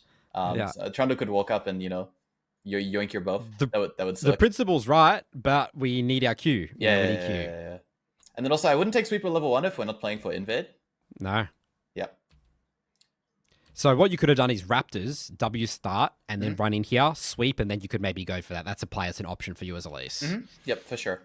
Something else to note, if you go back to when he finishes this red here, there's a lot of inefficiencies in this clear. So here he goes back into Spider. From here, he should just play for his next Spider W, I believe, instead of going back into Human. And then also when he finishes this camp here, he should instantly go back to Human here. Auto this camp one time. Or I see. He needs to go back to, because now he's delayed on getting back into Spider here. And so he's losing some time. So you want to go, your mindset is okay, I'm going to get into Human here so I can get back into my R quicker, auto attack that, and then I'll have, because I guess he's missing a lot of damage with the Q and the Q and the W was already up again, yeah. Yep, you want to be putting your Spider spells on cooldown ASAP. So basically, you want to use your spells on the camp in Human and then immediately be going into Spider. Trundle pathing up, so unmatched to bot, that's cool. I'm curious if Elise actually wins Trundle level 2 on the Grump. I feel like you might lose. Trundle level 2 is pretty... That champ's pretty gas. It does beat your head in. Oh, no. Oh, no. Alright. We lose a bit of time. Okay, so it looks like he does level up E here. He levels up E. He's already clicked mid lane here, so... Yeah, he's already clicked mid lane here, so... I see why. Alright, moving to this. Walking in spider form. This is good. We like this, right? Yeah. Oh. Wait, we get the kill? Cool. All right. Damn, I'm surprised that worked. Pantheon Splash. Yeah. What I think would have been better was just to repel to the minions and then Q onto him. from here, you could just like from here, he's griefing. Yeah, repel into Q. You wouldn't even need to flash, right? Like you just repel to the muse, then QM. Yeah. Yep. He does have flash. Maybe he would flash it, but I guess you just get a flash, right? But then if you spider Q and then he flashes, it follows. Like, yeah. You also, you might be in range to just use your human Q and he would just die without flash. Like, I think it's pretty good odds that guy just dies. So maybe we could be seeing here already a trend here, Pabu, of focusing on human form with ganking over the spider form. That's going to be interesting to look at for his next couple of fights. But I think we really should pay attention to this person's fighting. Yep. And also opening on the camps, opening with spider is bad. You should always want to be human as you hit the camp. Like, so from here, you just pre-change to human just before you go over the wall so that you can just instantly change back to spider as soon as you use your human spells. So ideally, you're starting camps with human spells and then switching to spiders.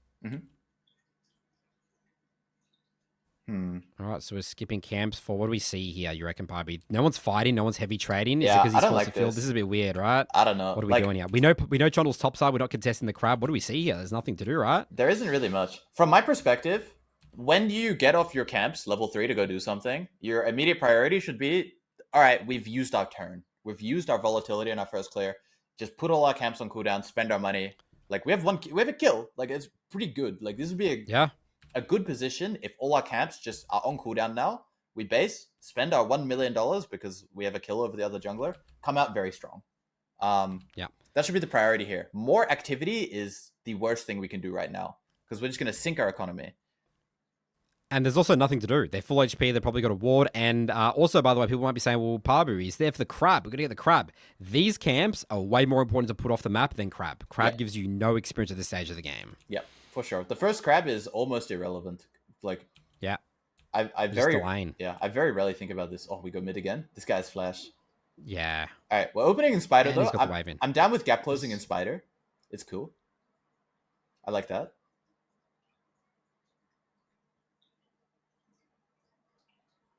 E onto it. Cute. Uh-oh.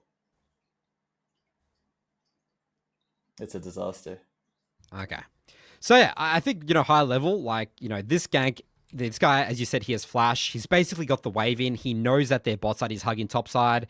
Probably a pretty low percentage gank. And I think what we're seeing here is already the narrative kicking in, Pabu. You're saying the early game. We're trying to do too much. We're ganking. We have no respect for our economy. We have no respect for our camps, getting them off spawn, right? That's what we're sort of seeing here.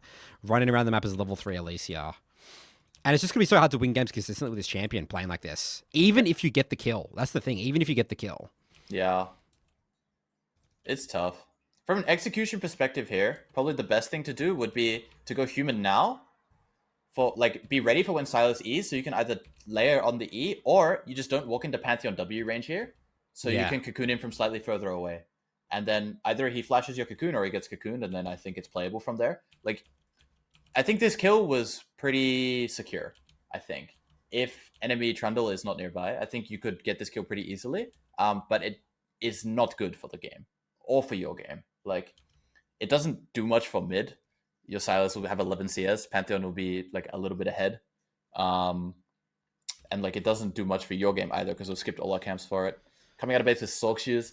Clearing camps is going to take 15 years. It's so hard. 15 years. Exactly right. Yeah, I look at this now. I'm like, this is going to be painful. Like, we're fast, sure, but, like, we're going to be taking 20 years late camps. We open on this camp with human, though. Human form. This is better, yeah.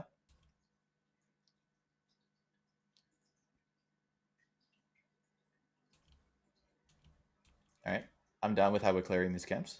Let's chill for now. Looking good. Something that we do is we're over prioritizing walking around in spider and not getting into humans so that fast enough so that we can go back to spider. I see. We should be quicker. We should be human a little bit earlier so that we can insta swap. So we should go human a little bit earlier than this. A little bit earlier, yeah. Yep. Because now it's 2 seconds. Because we should already be in spider form, hitting them with all our abilities. Yeah. It's a little bit of a time loss. Also, you can kite these camps. Like, they're a bit annoying to kite with spiders, because the spiders are a bit fiddly to move around. But we should still be trying to pull the camp to our next camp. It's not like fully fledged Nefaria where you genuinely can't kite the camps. It's like you still can kite the camps with your spiders. It's just a bit tricky.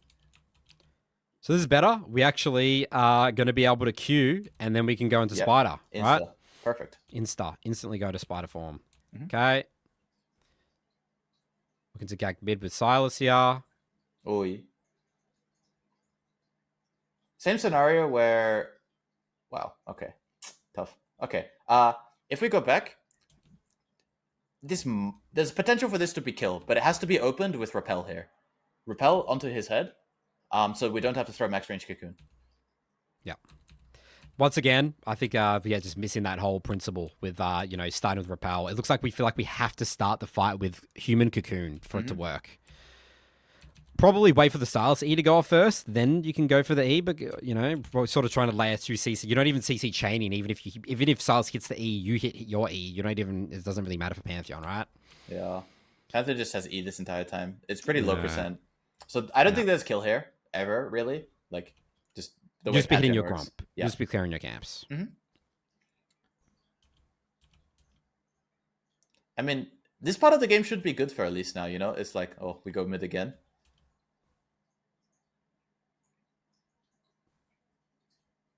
Yeah. So I feel like that if you're playing Elise and you're missing a lot of kills with ganks, you got to review that. Why are we, wasting a lot of time? Yeah, this is again where you say max range cocoons, Pabu. You think it's just hard to hit. You don't like doing max range It's cocoons. too hard. Yeah. I will only throw max range cocoon if there's like in the scenario where there's only a fight if I hit the cocoon. If it's like if there's no other way for the fight to start other than if I hit max range cocoon, I can throw it. But otherwise, I would just not throw it like this. I will always look for a better way to hit it. All right, we open to this fight. Miss cocoon on the Trundle from Fog. That should be illegal. You should not be allowed to miss cocoon from Fog, I think.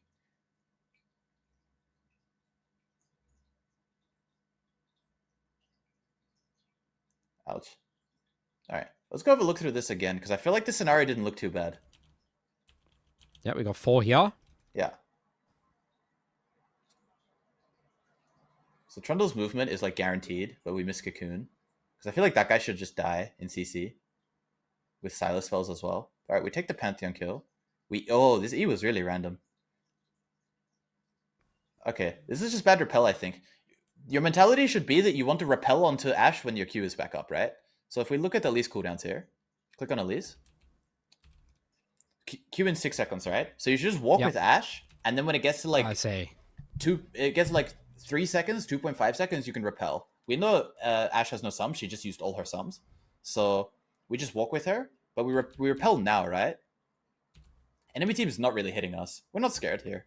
And so if we do this when Q is closer, like if it's 1.5 seconds later, Ashe just dies here, 100% for free. But now, Alistair hits all these spells. We didn't have Q when we were in melee range. We get kited, we die. So I guess we really want to think about our cooldowns with repel, specifically our spider Q. Yep. But the big one there is making sure we're not missing E's with when we're out of Vision Fog of War, right? That should be guaranteed hit to E because no one can think about dodging that, right? Yep. Yeah, I mean, look at these items here, Pabu. I feel like we're just going to be clearing camps so slowly. Like, this looks so painful, right? Level 5. This is what you said. When you're behind as Elise, you clear camps very slowly. Yeah, if you get behind the game, it just gets worse and worse and worse. Well, what are we skipping camps for here? What are we doing? I guess he's thinking, okay, Camille has move. I should go do the grubs. Uh-oh. Yeah, it's a disaster.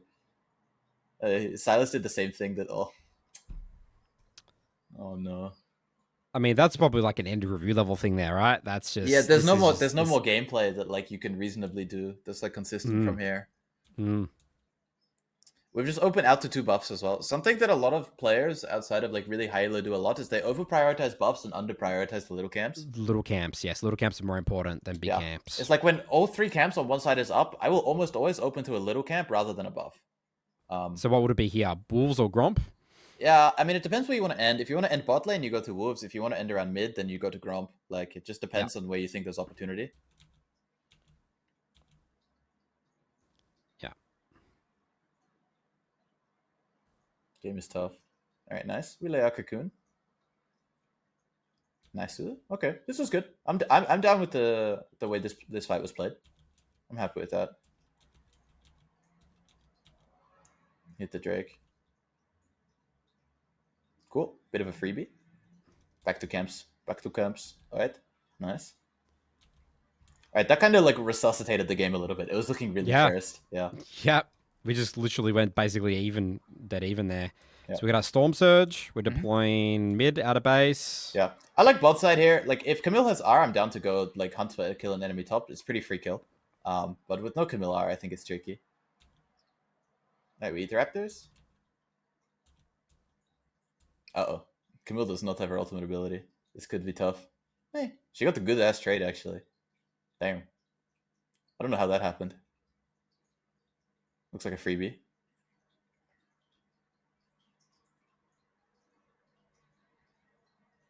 I think you could just play for human Q there and it's fine.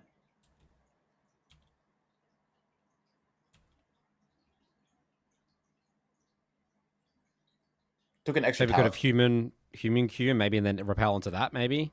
You could, I think repel backwards is fine. If you're -1 tower shot here, I think that you could just kill the Pantheon if he shows up like this. Because you would just kill him now with the Q. You take one extra tower shot. You wouldn't take another one less tower shot, yeah. Because then if you, because Pantheon spawns in at like this HP, if you're +1, like -1 tower shot, I think this fight is just super free.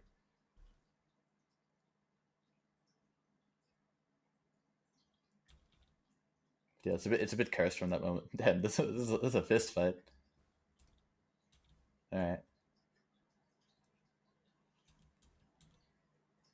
So if we remember back to my game on Elise, I had like 100, 110 CS at this point in the game. 100, yep, exactly right. Yeah. These kills just don't mean anything, you know. 5, 4 deaths, like we're so far. But if you actually looked at your point of like experience as well as gold, you know, you were chilling, you know. We're just so far behind right now. Yep. It's also very consistent and replicable, right? Like if you always make sure that your economy is high, you're always going to be able to play. And it's like very easy to do this across a lot of games. Like some games you might run around and get 20 kills, right? But the odds of this happening is like not great. Well, dives are good. You know, Elise is very good at diving. I think that dive was fine. Yeah, I'm done with this. I like that now at this point in the game, instead of like looking to double down on a lot of these situations, after we like the last couple sequences, after one play, we've gone back to camps, you know? And this is looking a lot better than a lot of the earlier This is sequences. much better versus play, you know, then camps, right? It's like a 3-to-1 ratio. We're actually like, okay, play, camps. Yeah. Wait, okay, that was, I want to note that. Go back. To when we get off the red buff, look at this.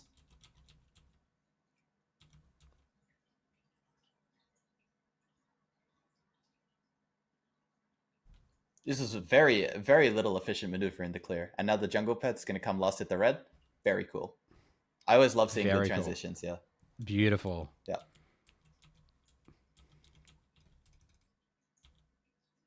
All right. Camille still has no R. I would really want to be top lane when Camille has ult. Like... Is this just a good general Camille thing? Just play around Camille's R? Oh, I mean, just for most like gank opportunity things, right? It's like, all right, like what are the conditions for the gank? And, you know, like...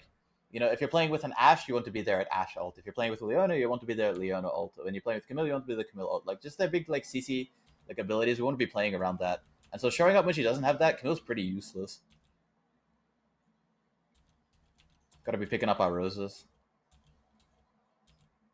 Alright. I'm down with committing into top here. This looks good. We have our support. Camille's ult soon? Yeah, I'd want to be playing on the wave though. Like the most important thing is that this wave we start hitting tower and we kill this Nidalee if she steps up like this. Nidalee has to die here. Trundle dies? Okay. Yeah, it could be worse, but this was definitely Trundle running it down rather than like a good moment.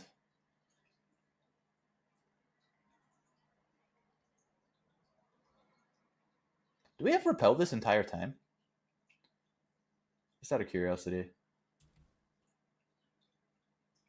Wait, where did we repel? Go back. We repelled onto the Trundle. Repelled onto Trundle? Okay. Probably a waste of repel, right? It's probably already dead there. Yeah. That guy was very dead. Because if we have repel here, this situation gets really easy to play. When Ashe steps up, we just repel onto Ashe. And then I think that the scenario looks really good. Like here. If you just repel onto Ashe here. Yeah, repel onto Ashe. We're chilling. But for Ashe gets a free hit here. That's I guess the problem with this. Yeah. Ash was kind of gliding on the scenario, so she needed to be pressured. Oh, tough. My guy had barrier. Mejai's with Oi, one stack. Dark Seal. Okay, That's crazy. I kind of respect it. It's brave. You respect it. It is brave. So if I'm looking at this game, if I press tab and I look at this game, am I winning this game if I play it out with another needlessly large rod? Probably not. Probably, I see. So he's just big wins. We're going for big wins here. Yeah. Yep. I'm down to like just like one good fight, 16 stack Mejai's, you know, like game is playable, like 2 shutdowns, you know. I'm down for that kind of scenario.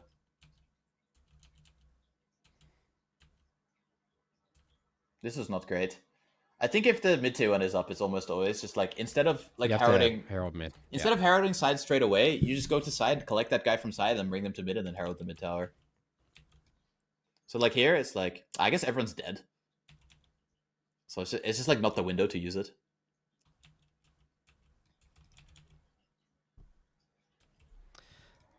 All right. Well, we're probably not going to have much control at this stage of the game here, Pabu, right? So this is just, you know, I think there's a lot of good takeaways here. We can sort of understand what's going on here. So yeah. Yeah, there probably won't be any more interesting fights. Game looks pretty cooked. It won't be any like match situations anymore where you can really feel like it's winnable. I'm gonna save the one Mejai stack. Oh, this was close. Oh wait, he died. 0 Mejai stacks. Shies, okay, Pabu. That's it for this one here. So what are some takeaways? What are some things we've seen here for the Emerald Elise? Big one is, remember, we don't have to double down on like sending the game early. We can always like stick to our efficiency. Our one item is when we really want to push the game ahead really fast. This is when we're like, relative to the game, we have like a really good spike. We don't have to get that, you know, that fast, that ahead of the game. We don't have to always be fishing for level 3, level 4 ganks. We can play it a bit slower, play it a bit more relaxed. It's chill. Making sure that we're getting into our human form early for our camps so that we can go back to spider. Looking to use repel to get into range.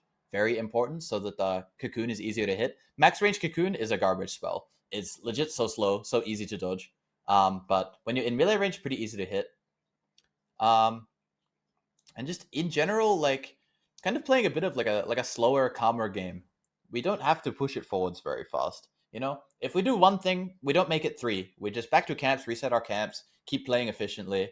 You lose your agency very quickly. If you getting behind is the worst thing on Elise. You have to care way more about not getting behind than getting ahead.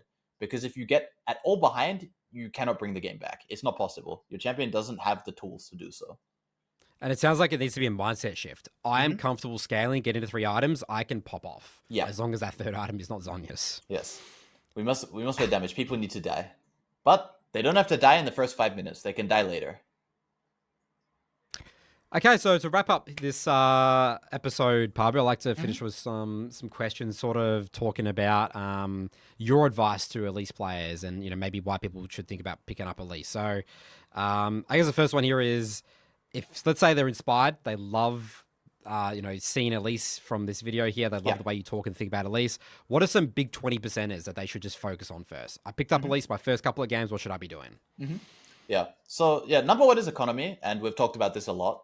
But like, so, would you recommend full clearing? Just start with full clearing every single game, no matter what.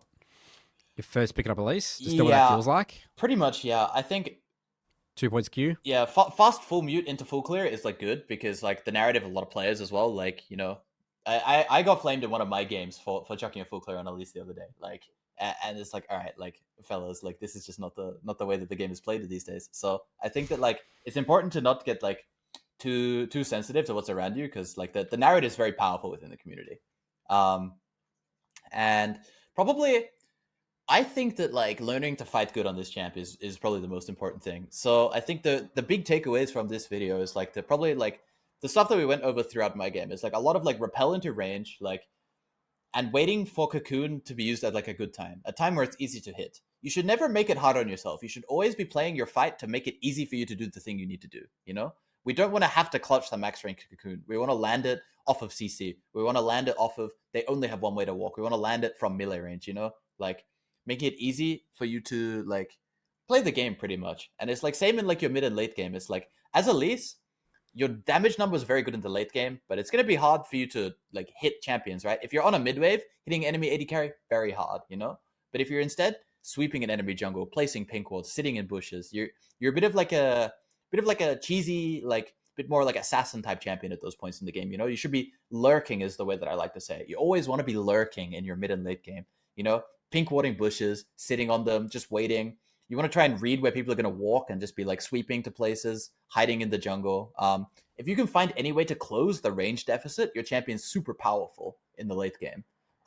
It's just if you're at max range, it's kind of hard. Yeah. Anything else? I think repel is super important spell to get good value. Repel usage. Yeah. Okay. If you waste this spell, if it's not used effectively, your skirmishes are a lot harder. It's a very powerful gap closer. It's a very powerful defensive tool. But if you use it to like not gap close at an important time or to not dodge things that you need to dodge, it's like there's so much power in this spell that is like very, very useful. I think also something is don't get sucked into trying to tower dive the entire game. You're good at tower diving, right? But it's not the only output of your champion. Like you're still very strong at just fighting, just like normal fighting. You don't only have to be playing to dive, but diving is very easy on your champ, of course. Like you're very good at it. Something to consider is that you should, instead of playing for cocoon first, a lot of the time you should just pull aggro with Q so that your team can start hitting straight away. The cocoon is not necessary to dive someone. But like so just damage them. Just damage them. Yeah, taking the aggro first so your team can start hitting straight away, and then you just like drop aggro with repel later is pretty important. Something I see a lot is that like Elise will throw cocoon and then everyone will try and hit that guy, and then if they flash the cocoon, Elise not taking aggro, entire situation is just ruined. So you just like said so many times as well. Yeah, they E like that because they think that the E triggers the turret aggro. Yeah, it does not. But it does no damage. It's only unless the damage goes off that turret will start hitting you. Yeah, but you want to be hitting the guy as soon as he's stunned, right? So you lead with Q and then you throw your cocoon afterwards, and then even if cocoon misses, it's like still okay. Like situation is chill. You can just drop it with repel. Okay. You played a lot of Elise to make this video, but I mean, you've obviously played Elise a lot throughout your career anyway. Yep. Talk about to me about your learning journey with Elise. Like, was there like an aha moment when this champ started to click with you? Like, what was the big thing for you with Elise to understand how to win games with this champion? Honestly, it was I specifically remember it was about 2 years ago. I think is when Elise like fully clicked for me. And I was playing like I was trying to climb pretty high in solo queue, and I think I was up at like 1.5k LP, and Elise was one of my main champions, and I realized that if I played fights much slower and I was patient and willing to like not send it immediately, it was really good. Like I didn't have to send the game. I didn't have to send the fight. I have so many like rotations of spells because all your power is in your basic abilities. If you get to use them multiple times, it's just better than other champions' basic abilities, right? You know, Lilia ult, Karthus ult, I don't know, Sejuani ult. These champions have so much power in their immediate ults, right? But if you get 2, 3, 4 rounds of cooldowns out, your champ is just so much better in those scenarios. So looking to play like really long fights, not dying, avoiding as much damage as possible, being able to play on like multiple rounds of cooldowns, Elise is very, very effective at carrying games from that position. It's like you have the repeatability to kill 5 champions. You just need it to happen kind of slowly, not one shot off the bat. Because other champions have big ults. You don't have a big ult, but you do have very strong basic abilities. And last question for you, Pabu. Being a Elise salesman, why should people pick up Elise? Why should people be thinking about adding this champ maybe to their champ pool? I think this champ does so much damage, and then also Elise is it seems simple at first thought, you know, but it's very much like Lee Sin, Nidalee, this type of champion where the better you get with Elise, like you will feel it. You will embarrass people. Like the way that I see it is that Elise, if you're better than the other guy, you're going to make them feel it. Like you're going to fight really well. It's going to be really hard for them to play the game. And that you can just like, through your champ mastery, your ability to get a little bit of gold and then play fights really well, you're just like, I don't know. To me, this is just like League of Legends in 2025. It's just show up, be strong, fight good, carry game. Like and Elise is like the perfect champion of just like, all right, if I fight good, I can just go kill 5 people, you know? You also have no trouble dealing with like, there are a lot of problem champions for junglers, like Alawi, Darius, Zinzao, this kind of thing on top lane, you know? And you have a much better output against those kinds of champions. Like a lot of the time it's like, oh, enemy renekton, I can't go near him, you know? But one item Elise, I'm down to go into enemy Renekton, you can actually kill that guy compared to a lot of, you're playing Xin you're playing Jarvan or something, you're just going to get the one shot. But you can deal with a lot of champions that other junglers can't as well. All right, Pabu, thanks for your Elise knowledge. Very insightful. Final shout outs. You coach 5 days a week in the Jungle Academy, run coaching sessions. Yeah. Anything else you want to mention here or shout out at the end? Any particular maybe Jungle Academy students or anyone in general? Oh, we don't have many Elise players in the academy. No, we don't. Yeah. I mean, maybe this video will inspire a couple of them. I hope so. Yeah. But I mean, if anyone's interested, I would love to see you in the academy. I think that like, I'll shout out you, Mr. Mott. Like, just like the academy is so, for me, I found it like such a nice space where I've been able to use all of this league knowledge that I've kind of obtained over the years. And it like, everyone gets to benefit from it now, It's like I get to share this with everybody. And it's very, for me, I find it like very fulfilling, that like, everyone just gets to learn, and this space is just so nice. So I think I'm just like, very, very thankful for all of this. So I hope to see everyone else. If anyone's interested, I hope to see you in the academy sometime. Awesome to hear. Yeah, and I think people just really appreciate, you especially answer the VOD questions and all that as well. And, imparting your knowledge. You're just so quick. It's like, yep, seen that problem, answer that question, bam. It's sort of just like clockwork. So that's really cool to see as well, especially your passion helping our students. All right, that's it for our episode today.